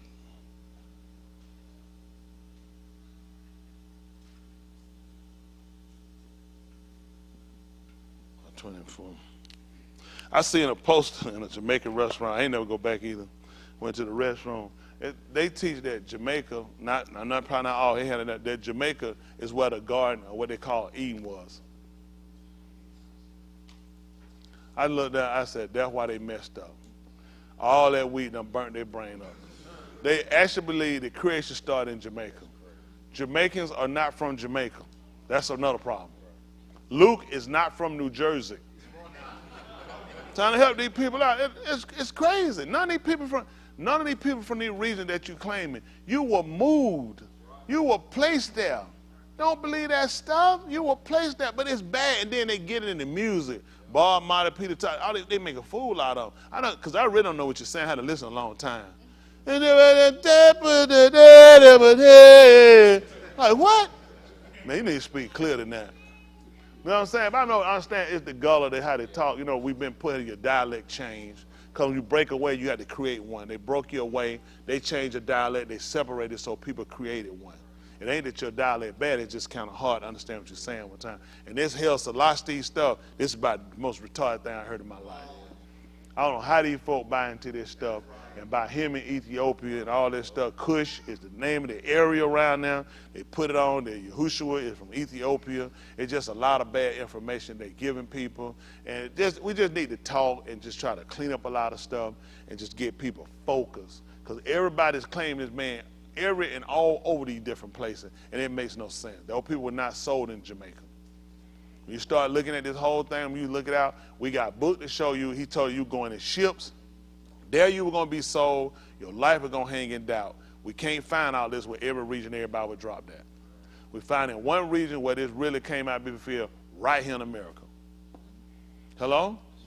He told you going to be there. We were going to wood Alahym. It was day when it was Layla. And when it was Layla, we're going to wood Alahym that it was Layla, day, Layla. Vice versa. Night, day, night. That's what we were going to wood for. And there we were going to be sold. A lot of stuff these people got, they can't prove out a lot of things that they're saying. So it's important for us to know these things, to realize and consider who we are. I'm telling you to me, honest and true, the so-called Negro in America is the key to putting all this thing back together.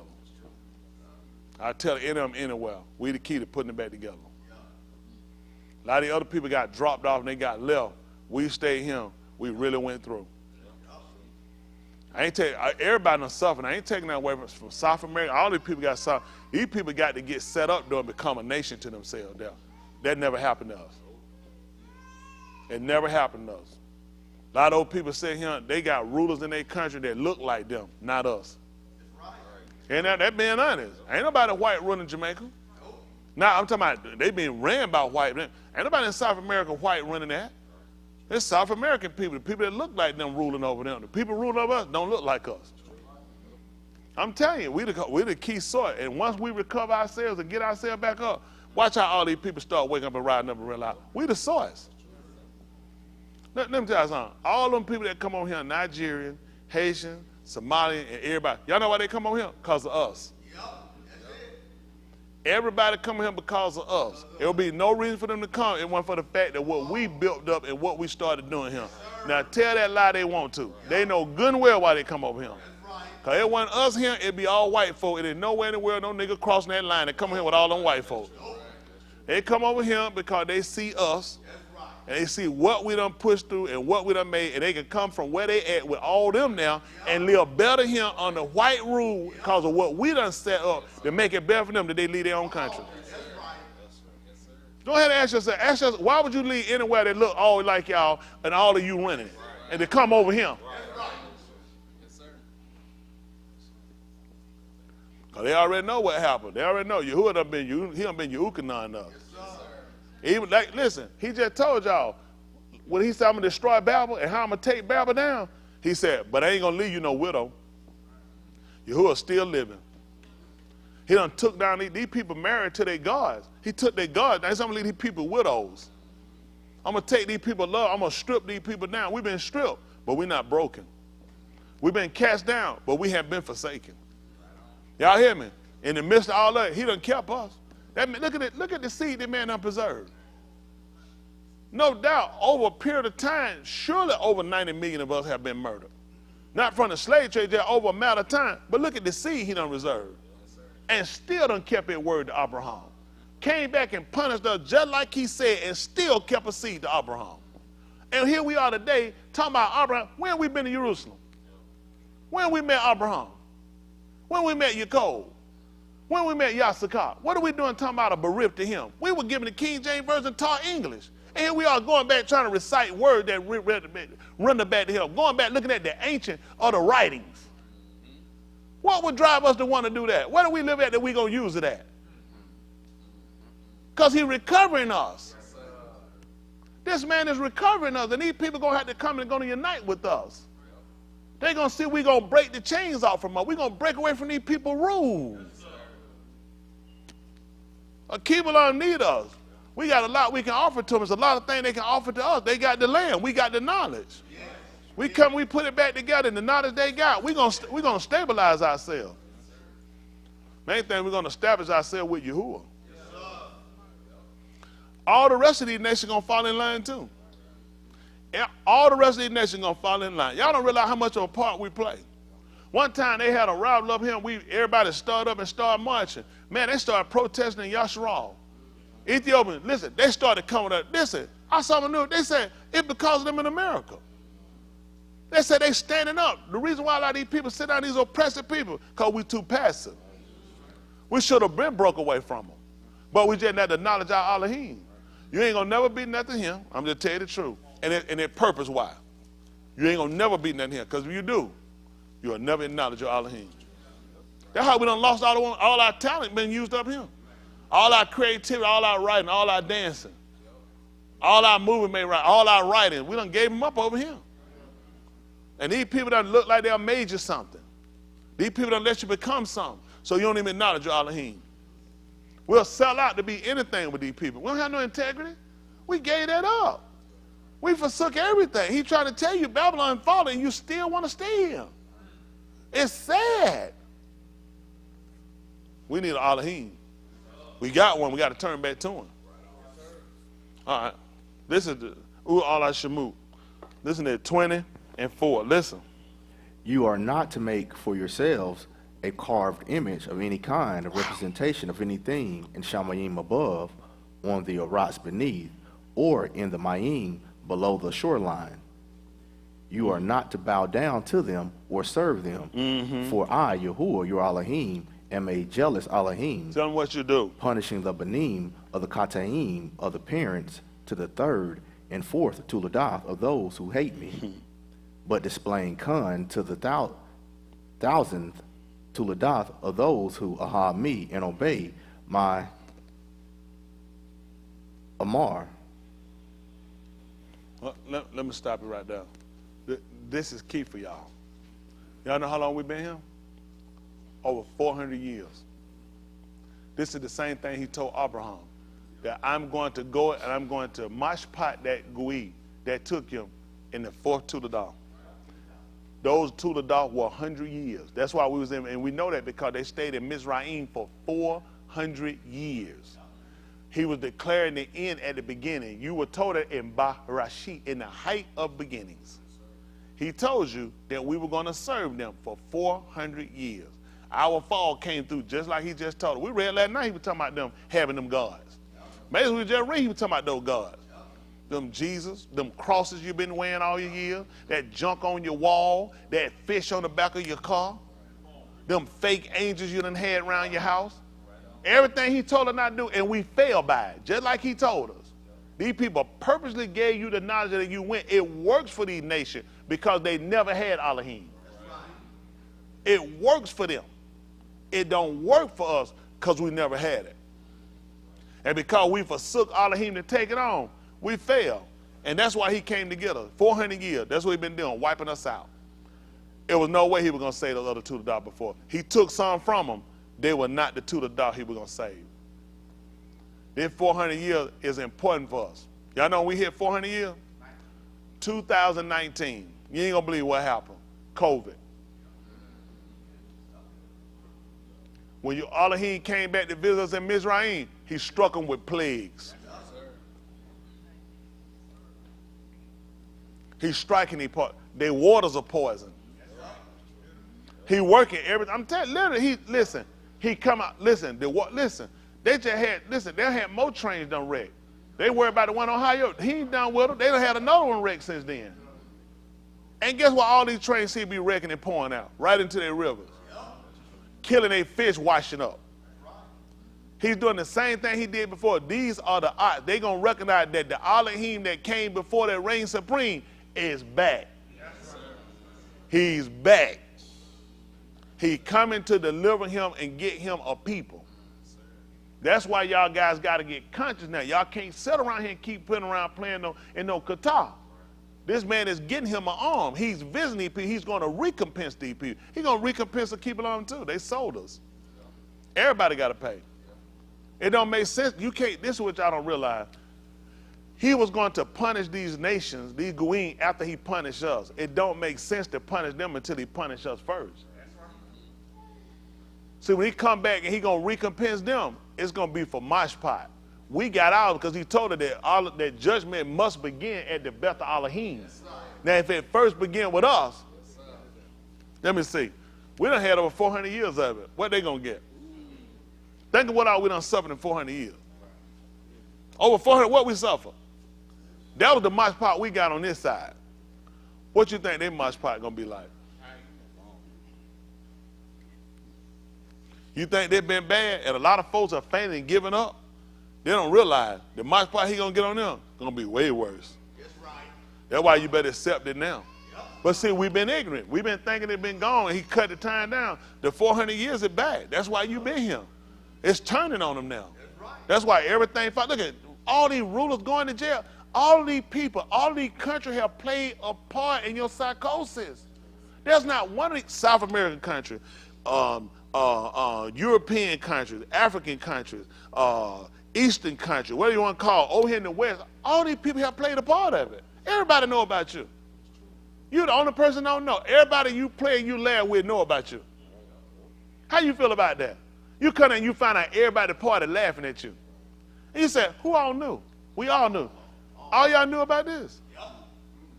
Everybody sitting at the United table knew it. Ain't nobody sitting at the United Nations table don't know about it.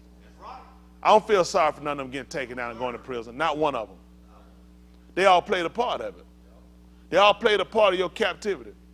They all played a part of you being stripped of your wealth and your dignity and your religion. They all did it to you. These folks, even the Muslims, they'll sit around and talk about God. Makes absolutely no sense. Who is God? Why would a Muslim talk to me about Jesus and tell me who Jesus was? Where did you get that language from? Why would a Muslim would tell you Jesus was a prophet? Who is Jesus? Right. Are you serious? They ain't in your language. What are you talking about? That's right. Who is Jesus? Because you know what? They'll accept the lie long as they can accept. If they let their lie pass, then they'll bag their lie about you.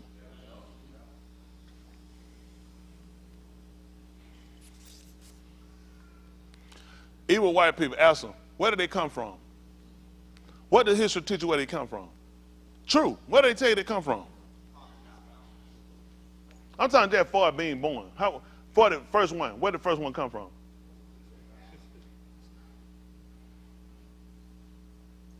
Did that make sense that they came from Adam when they were black?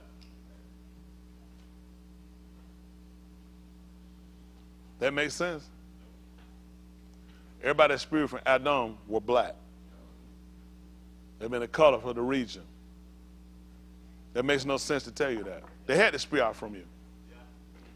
They make it like some phenomenon. They just pass from it. They know where you come from. They tell you come from monkeys. All the monkeys been sitting in the zoo. You seen a monkey turn into a man? The history, everything they told you had been a lie. That's why, and they know that hurts a person. You get a child, just get a child, raise them up, and that child don't know their mother and father, and see the outcome of that child. See how that affects that child. That child has no roots. Everything they know, they had to keep asking each other. They keep asking these questions because they need to know why. They need some explanation. I don't care if they come up and they do great things. They still need to trace back. I need to know something about them.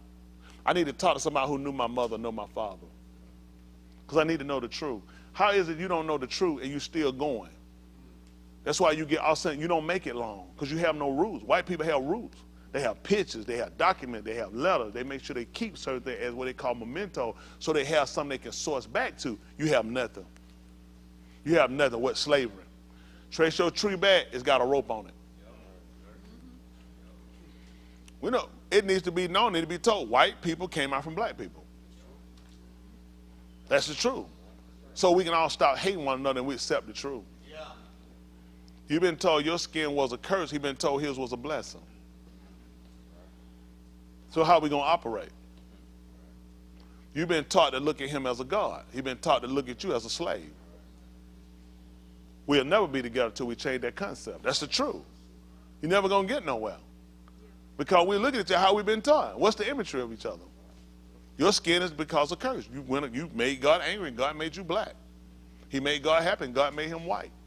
But then there was a disease that we were given called leprosy, where the skin turned white, and the hair in it was white. Now, what would your forefather back then would have said they seen white?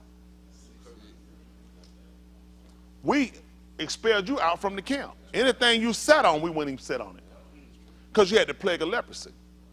Now, that's in the book, and you got it, you read it. That's why they keep you away from the Old Testament. Now, you explain to me what phenomenon, what curse would a white man call a curse of himself because he turned white?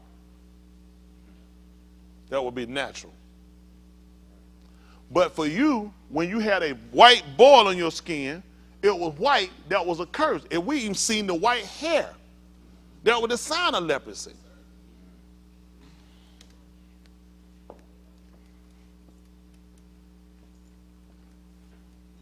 Now you come to love something that you were actually taught it was a curse.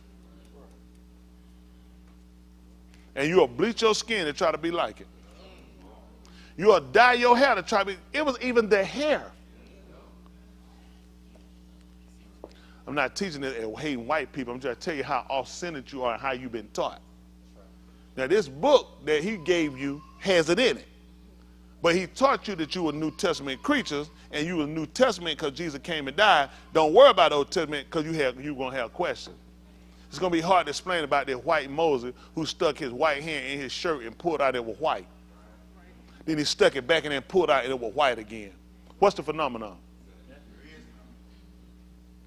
What color this Mushah had to be? That he stuck his hand in his bosom, pulled out, and it turned white. And when he stuck it back in there, he said his hand turned back the color of the rest of his body. It specifically told you his hand turned back to the color that the rest of his body was. So well with white people. What we're going to be impressed about a white man walking in turning white in front of another white man? Because the man he was going to see was black, which are the Nigerians. They call themselves Nigerians. They're actually Mizraites. They were actually moved. They were put over by Niger. They moved them. Nigers, you call it, the word is nigger. And they named it nigger because they said the water was the same color as the people. But you want to be correct, you want to call it Niger. It's not Niger, it's nigger. Because they looked at the water was the color of the people. You have what's known as the Black Sea. Because the people in that region look like the water. The water favored them. You dirty, you get in the water. What color water turn? Like what color? Amazing. Amazing. That's why they called it the Black Sea. But you don't have a brain in your head, you don't think. Because they looked at the water, look like you. See, you really don't look at yourself in a different way. And what happens for you to know the truth is to know the truth. When you learn the truth about yourself, you have to explore the truth about other people too. And you explore the truth about other people, you start realizing, you guys did a good job telling these lies to me. You did a good job of what they call demonizing me, making me hate myself, making me fight against myself, making me want to blonde my hair, making me want to put all this footage on, cut my lip down, make my nose smaller. Because they sit around and totally insulted you the whole time they had. They just totally insult you. They got pictures of Daoud and pictures of Absalom. Absalom had hair, and he would have had it dread. His hair would have been long. And they got a picture of a white man with some nice curly hair. How curly, thin hair going to get caught up in a tree and hang you there? That makes absolutely no sense whatsoever. Because in it, the Daoud, he looks Greek. Okay. They got a Greek statue man, butt naked, a young little white boy, and this supposed to be Daoud. These people were of color. And because people don't want you to feel good about yourself, in order for them to feel good about themselves, they have to tell a lie. Why I can't feel good about myself with the truth? The Statue of Liberty is a Babylonian god. That's not new. That is the Babylonian god. They already had it. They placed it right here. You know why? This is Babylon. You got something different than our forefathers ever got. You got two captivities. The people that came out from Mizraim weren't the same people that went into Babylon. We got Mizraim and Babylon battling us at the same time. Okay. I don't know what they're doing. Tell me when they had it. None of those people have been living. Mushana was long gone and dead by the time they went in there. Nobody, listen, the stuff you suffer, what you're going through, no one has ever gone through this. No one has ever suffered this. Stop letting people make a fool out of you. You need to know the truth about yourself. That's where your strength come in. Why the man told them they're going to know the truth going to make them free? Because a lie kept them captive. And a lie keep you captive too because you don't know the truth. You think you have to keep conforming to their system. Why you think he's taking their system? It's not working. You think they're going to go on TV and they're going to break down crying and tell you the truth that the world is ending? That they don't have no answer, that they know their judgment done came on them. They won't do that. They'll keep going, make it look like everything good and spring break start next week. They don't give you the number. We got record number of people going to the airport, going on spring break, because they know you's an ignorant nigga and you're going to fall stupid for it. I don't care what they going. Why these people ain't tell about these stores and devastate other places? They'll show you other countries somewhere far out, and other countries get to see your stuff. They keep fooling people, making it look like, why are you complaining? It's worse over there with them. No, it's worse where you at. Yeah. They fool you by showing you other people's stuff. Look at that tornado that just went through and ripped through Arkansas. Mississippi done got flattened in some places. California sitting here still flooding, still snowing. That ain't showing you that all over the news, are they? They're going to show you something to lose you because they know if you keep watching, you're going to start thinking. You're going to start looking. You're going to start measuring against the book, and you're going to realize they mosh pot coming on them. They say every dog have his day. All I tell them, get you a collar. Get your collar. Well, I finish it. Matter of fact, if y'all give me a second, something Yes, come to sir. my mind. See if that the book of Yahuwah. They call it Joel. See that chapter 2.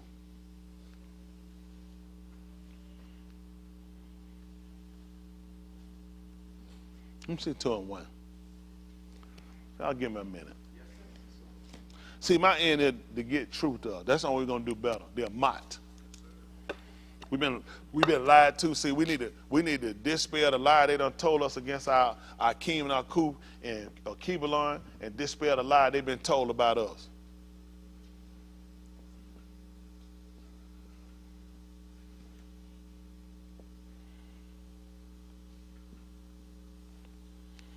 Both of us just victims. Whole world victims. Innocent white people, they victims.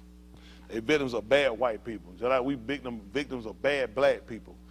Hispanic victim, they victims of bad Hispanic people. Everybody victims of bad people. And what's bad, all the good people scared to get together and toss all them bastards out of here. Right.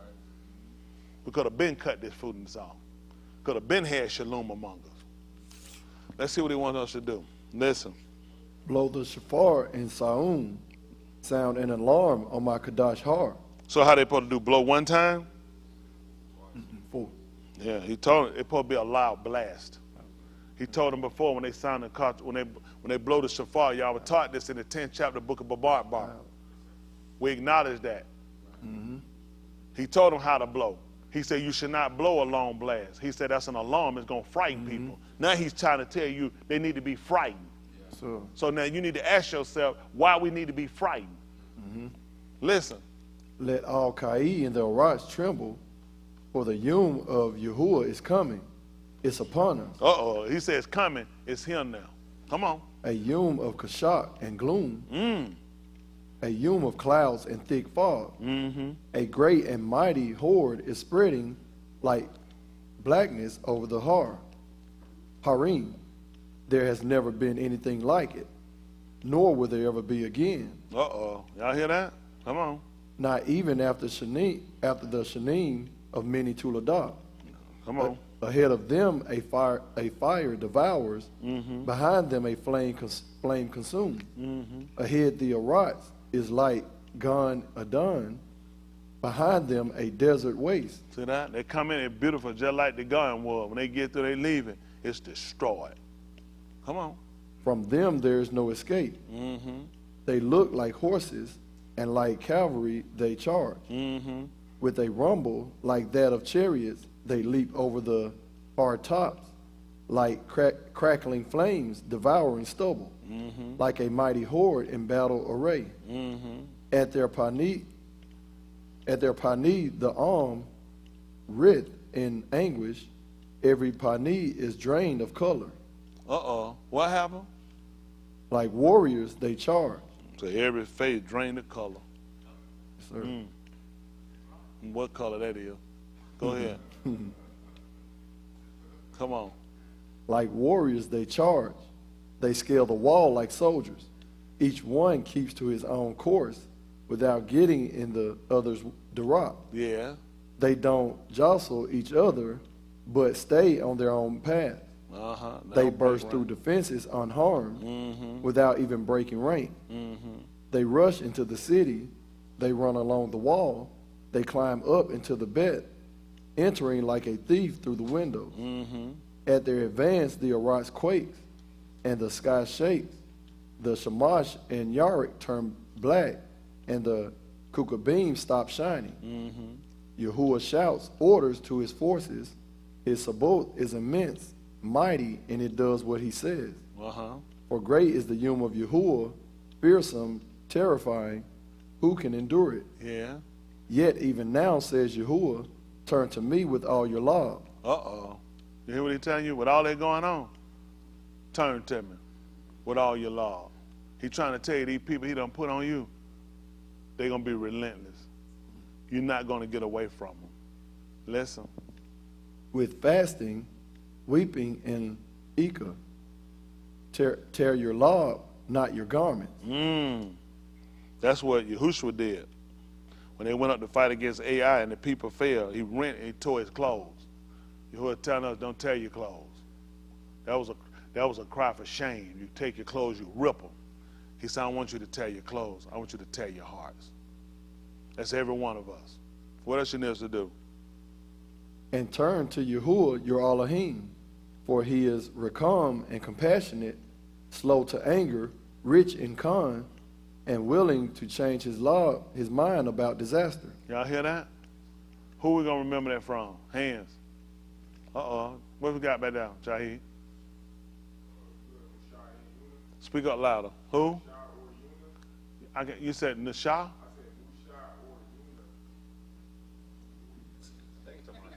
He think they're in the same place? How you gonna use the Mushah? I'm trying to. How you supposed to use that? What you gonna use Mushah? They gonna try to throw something on me now one time. The reason why you're looking at this, tear your laws, not your garments, and turn to the Adon, turn to Yahuwah your Alahym, for he is recalm, merciful, and compassionate, slow to anger, rich in kind, and willing to change his law, his mind about disaster. Who knows?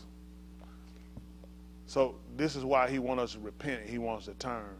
See, he told you when this thing come upon us, it's going to be a day you've never seen before.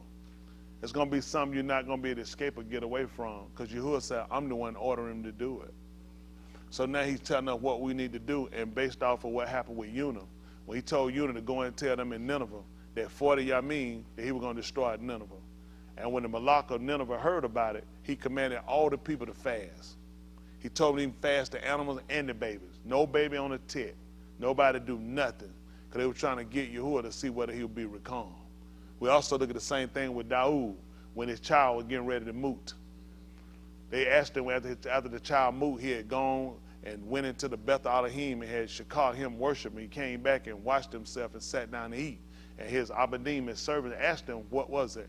He said, why the child laughed? Why the child lived? He said, I fasted and I allowed to him. He said, because I didn't know whether Alahym would be Yukanon. He said, but after the child died, he said, well, nothing else I could do. He said, I can go to him, but he can't come back to me. He let him know he's not crossing back over this way. I got to cross back over to him. So this is why he's looking at who knows whether he'll do it. He may turn, change his law. He might change his mind and do what? Leave a barakah behind him, enough for grain offerings and drink offerings to present to Yahuwah your Alahym. Blow the shofar in Saum. Do what? Proclaim a Kadash fast. Do what? Call for a solemn assembly. Yes. Gather the Kadash del Dah. Assemble the Sarim. Gather the Benim, even infants sucking at the breast. Let the bridegroom leave his room, and the bride the bridal chamber. Let the Kohanim who serve Yahuwah stand weeping between the vestibule and the altar. Let them say, spare your arm, Yahuwah. Don't expose your heritage to mockery, or make them a byword among the Goyim. Why should the arm say, where is their Alahym? Then Yahuwah will become jealous for his arise and have pity on his arm. Here is how Yahuwah will answer his arm. I will shalak you grain, wine and olive oil, enough to satisfy you, and no longer will I make you a mockery among the Goyim. No, I will take the northerner away, far away from you, and drive him to a Aratz that is waste and barren, with his vanguard toward the Kadim Yam, and his rear guard toward the western Yam. His stench and rottenness will come, because he has done great things. So this is what we're going to do. Come tomorrow at Shemaset, we're going to fast. We're going to fast to Shemaset for come in that we're going to do Pesach. Because it's time for us to get it right. We done played long enough. We done messed around long enough. Who know whether Alahym will be Yukonon to us? He told us in the 24th chapter of the book of Matthew to allow that you be counted worthy to escape the tribulation. The only thing we can do is do what he told us to do. I got stuff, playing stuff I was supposed to do, but at the end of the day, I got to make sure we get this right. That's everybody. Those watching in, I know all of the way of y'all comply. Everybody else, you're more than welcome to comply. We got to get this right. That's just being honest. I still feel there's a hesitancy, there's a resistance from you guys, and it's going to hurt you later. I'm not the one trying to fool you. I'm not trying to take nothing from you. I just want to make sure we get it right. I would really hate for us to move at this point and everything we did be in vain. This is what he called for. Who know whether he'll be Yukonon? Daoud did it. He didn't spare the child, but he still sought him for it. And he didn't hold it against him when he did. He said, I did all I could while I was living. And that's all we can do now.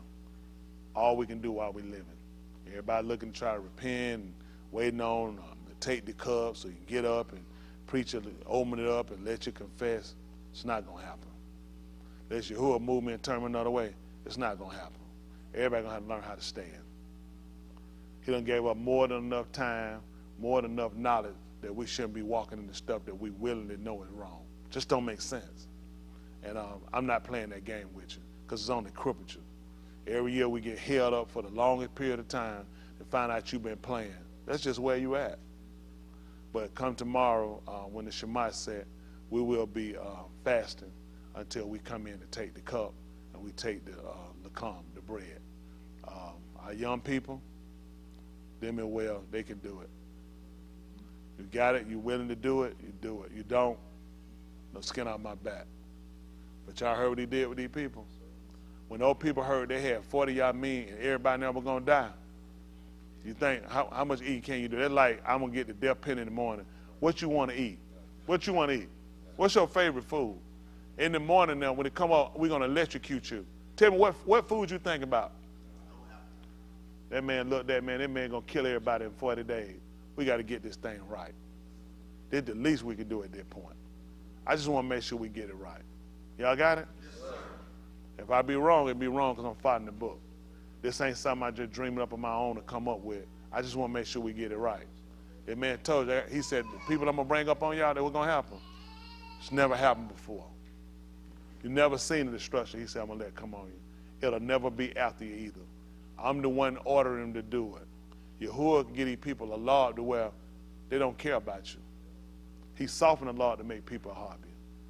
The only reason why a lot of y'all should have been homeless in the street, carless, jobless, broke.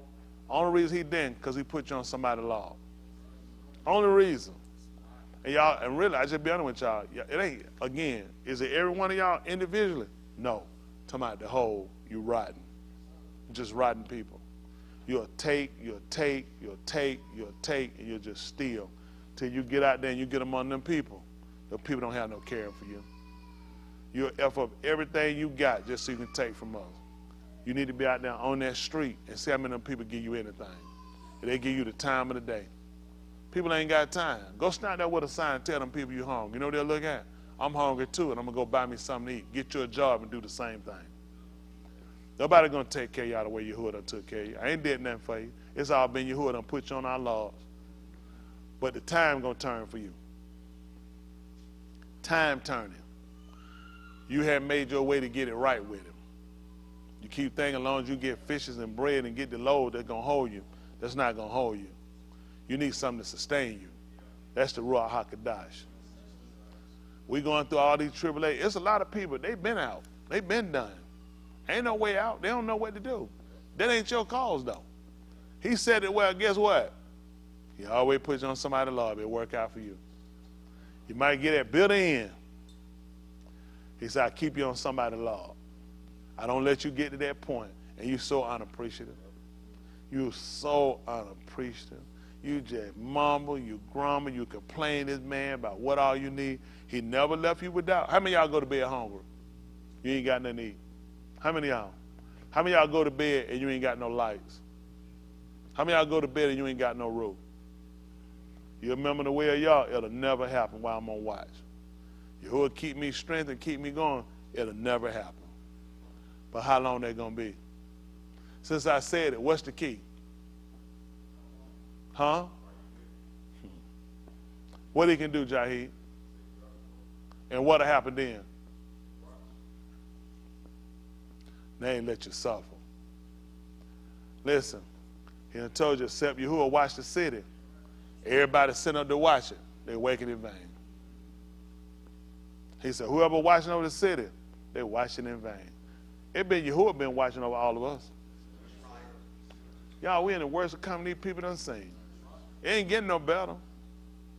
It ain't getting no better. I done lost thousands of dollars. I ain't talking about no 8,000. Thousands of dollars. I don't know why this stuff is bad. You ain't getting away from it. Listen, anytime you move to go, everybody trying to move to go to figure where the next hype going. That man is crippling everything around him. But he's still sustaining. Still sustaining. He still keeping while we still moving. We ain't having to eat out no trash grand. And to do just like he said, and we ain't had to beg none of these people for no bread either. But that's all contingent too on everybody getting on the same page on how to live. All right, I'm just telling you, y'all gonna mess around. Make no mistake, I will get rid of you on everything I got. I will get rid of you. I don't see you look like you getting in. I'm gonna cut you off. It get late. How many of y'all count on me to make sure we get it here? Well, make no mistake, you just saw it for yourself. I will get rid of you and cut you off. If this ain't what you're trying to do, it's too late in the evening. I ain't trying to burn. That's just the truth. It's too serious. This thing wind up by the morning we wake up, we don't know what's going on. Come Tuesday, when that man go down there to that jail, what y'all think gonna happen? Just a regular day in New York. When New York tear up and start erupting, what y'all think finna happen? Y'all think New York can afford that? Y'all know how many police officers they gonna have sitting out there who ain't gonna be doing other jobs because how many of them gotta be on site? You know how many police officers in that group looking at a Trumper? You know how much military people they gonna have to put on there, how much security gotta be down there at that courthouse? You know what I mean? Some of them people indicate the whole end. I'm standing here, me and him standing here to try to guard to make sure the Constitution kept one eye mind and looking at it. Come down to it, I'll shoot you for him. So a lot of these guys sitting out here looking at who they call their brother in blue. Their brother blue looking at, I'll kill you. Cause I believe that man the Savior. This whole thing gonna turn a whole lot worse than what y'all thinking. That's really got to be. It's one thing you're looking at is us against the citizen. It's another thing when you see him. Some of these same guys in their group with us are turning to shoot me. That's how bad they're going to be. He going in there, and they're going to put him in there. If he go in a cell, y'all do know the Secret Service got to go in there with him. Now tell me how you like your job that day. That if they put him in a cell, they got to sit in that cell with him. You know, I'd be pissed. Oh, yeah, they got to be in that cell with him. First of all, he ain't been convicted. He still got it. He had to be convicted to lose that. Right. Wherever he go, they got to be there too. So you think about it. You sitting here thinking, I'm sitting in a cell with this crowd. I'm sitting in jail with this man. And they'll be armed. They're not giving up their guns. Secret Service ain't giving up their guns for nobody. So they'll be sitting right now with him armed. This the same man wound up choking Secret Service before. What if he losing there and grab one of their guns? This man is a billionaire.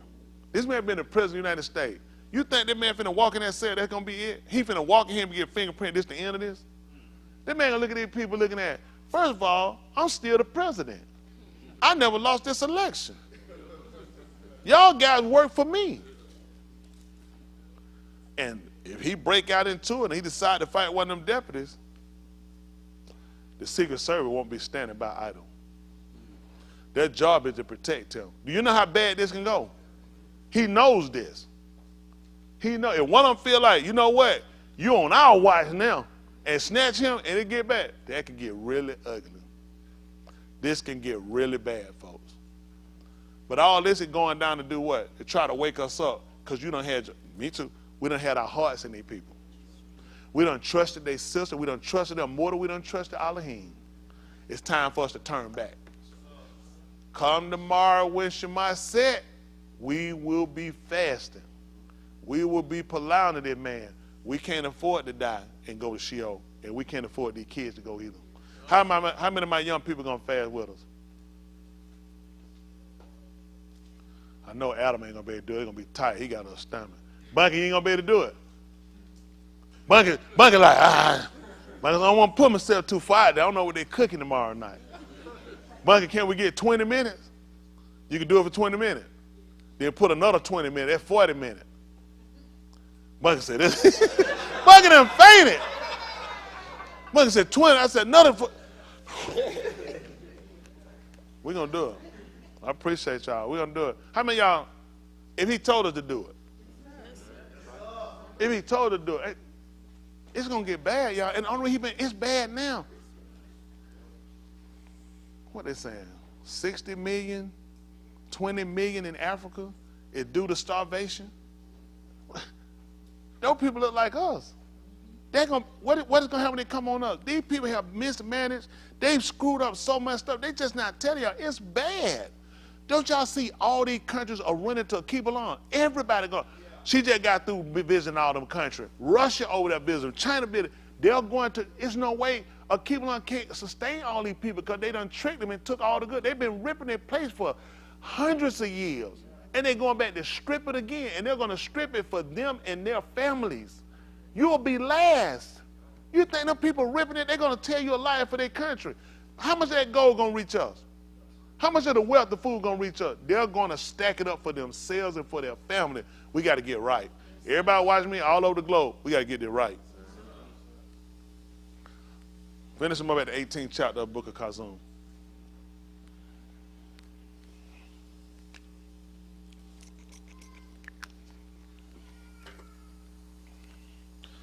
And we come in here, soon as we come in, 8 o'clock, I need that bread up here. I need that wine. And don't break ranks.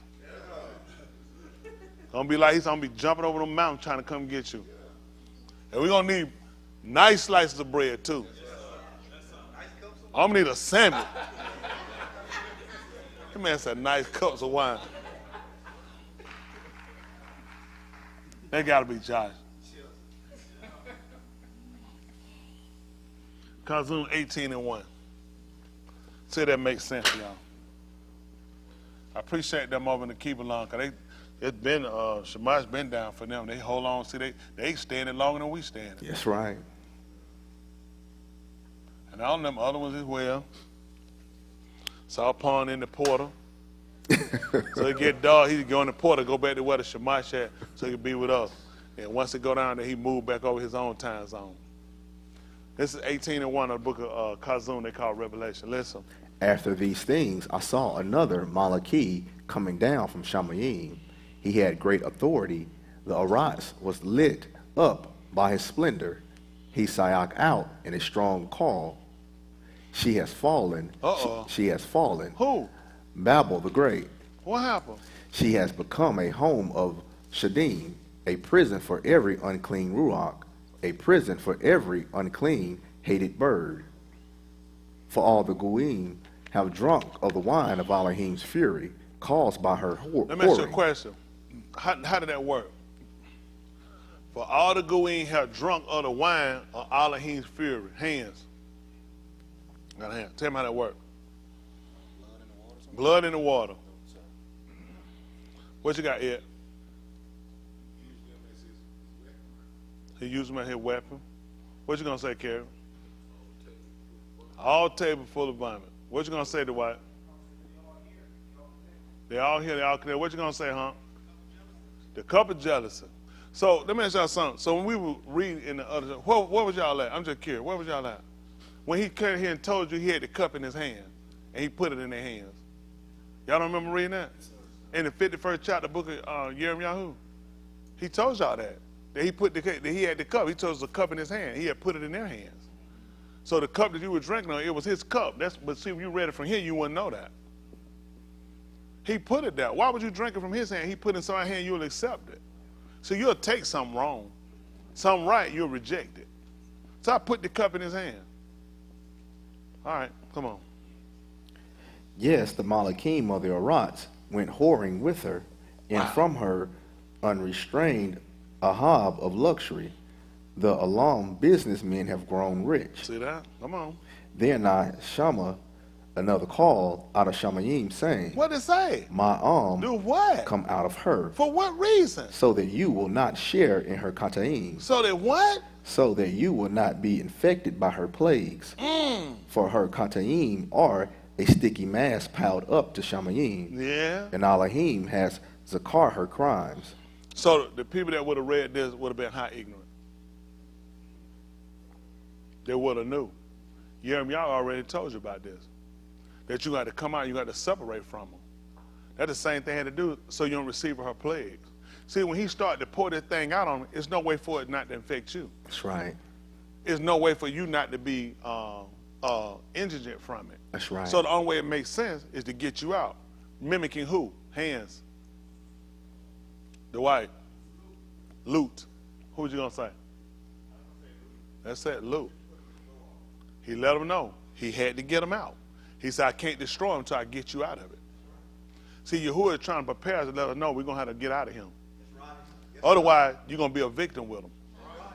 Okay. That's what he was trying to listen. He let them know by Yirmiyahu that I'm going to come back, I'm going to recompense them. See, nobody got away with what they did to you no more than they got away with what they did to Yahushua. That's why he say coming with cloud and every eye going to see him. And all them that did what? Are going to do what? Because of who?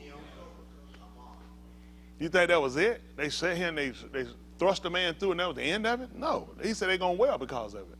These people got to pay for what they did to us. It looked good on the surface, and you would have probably said, I'd have liked to have been the way. I'd have liked to have been the master. No, you wouldn't, because you're going to get a recompense. Your children died at the hands of these people. Your mother died at the hands of these people. Your father died at the hands of these people. And they kids, they fathers, and they mothers, and they brothers, and they sisters are going to have to die at the hands of Alahym. Hello? So that's what the man trying to tell you. You got to come out from among them so you don't receive her plague. See, this is your warning, but I know you're going to want to stay. Because they say home is where the heart at. See, the reason you had to hear about Yirmiyahu and to come back and tell you again, so the thing been confirmed. That you're going to have to come out from among these people.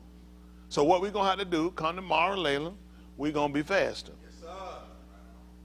Don't send me no text. I don't send no picture about no bread, no cake, no cookies, no kind of meat. Bryce, Austin, Justin. Why I call these names? Riley. Oh, Austin already know not to look like that. He know he guilty. He'll be guilty. You wouldn't do that. You wouldn't send no picture. You wouldn't send no picture on me. Riley. Riley. Yeah, you're right. You know, stopping out, man, I have folks licking their phone. Come and see their phone, you see a lick mark on it.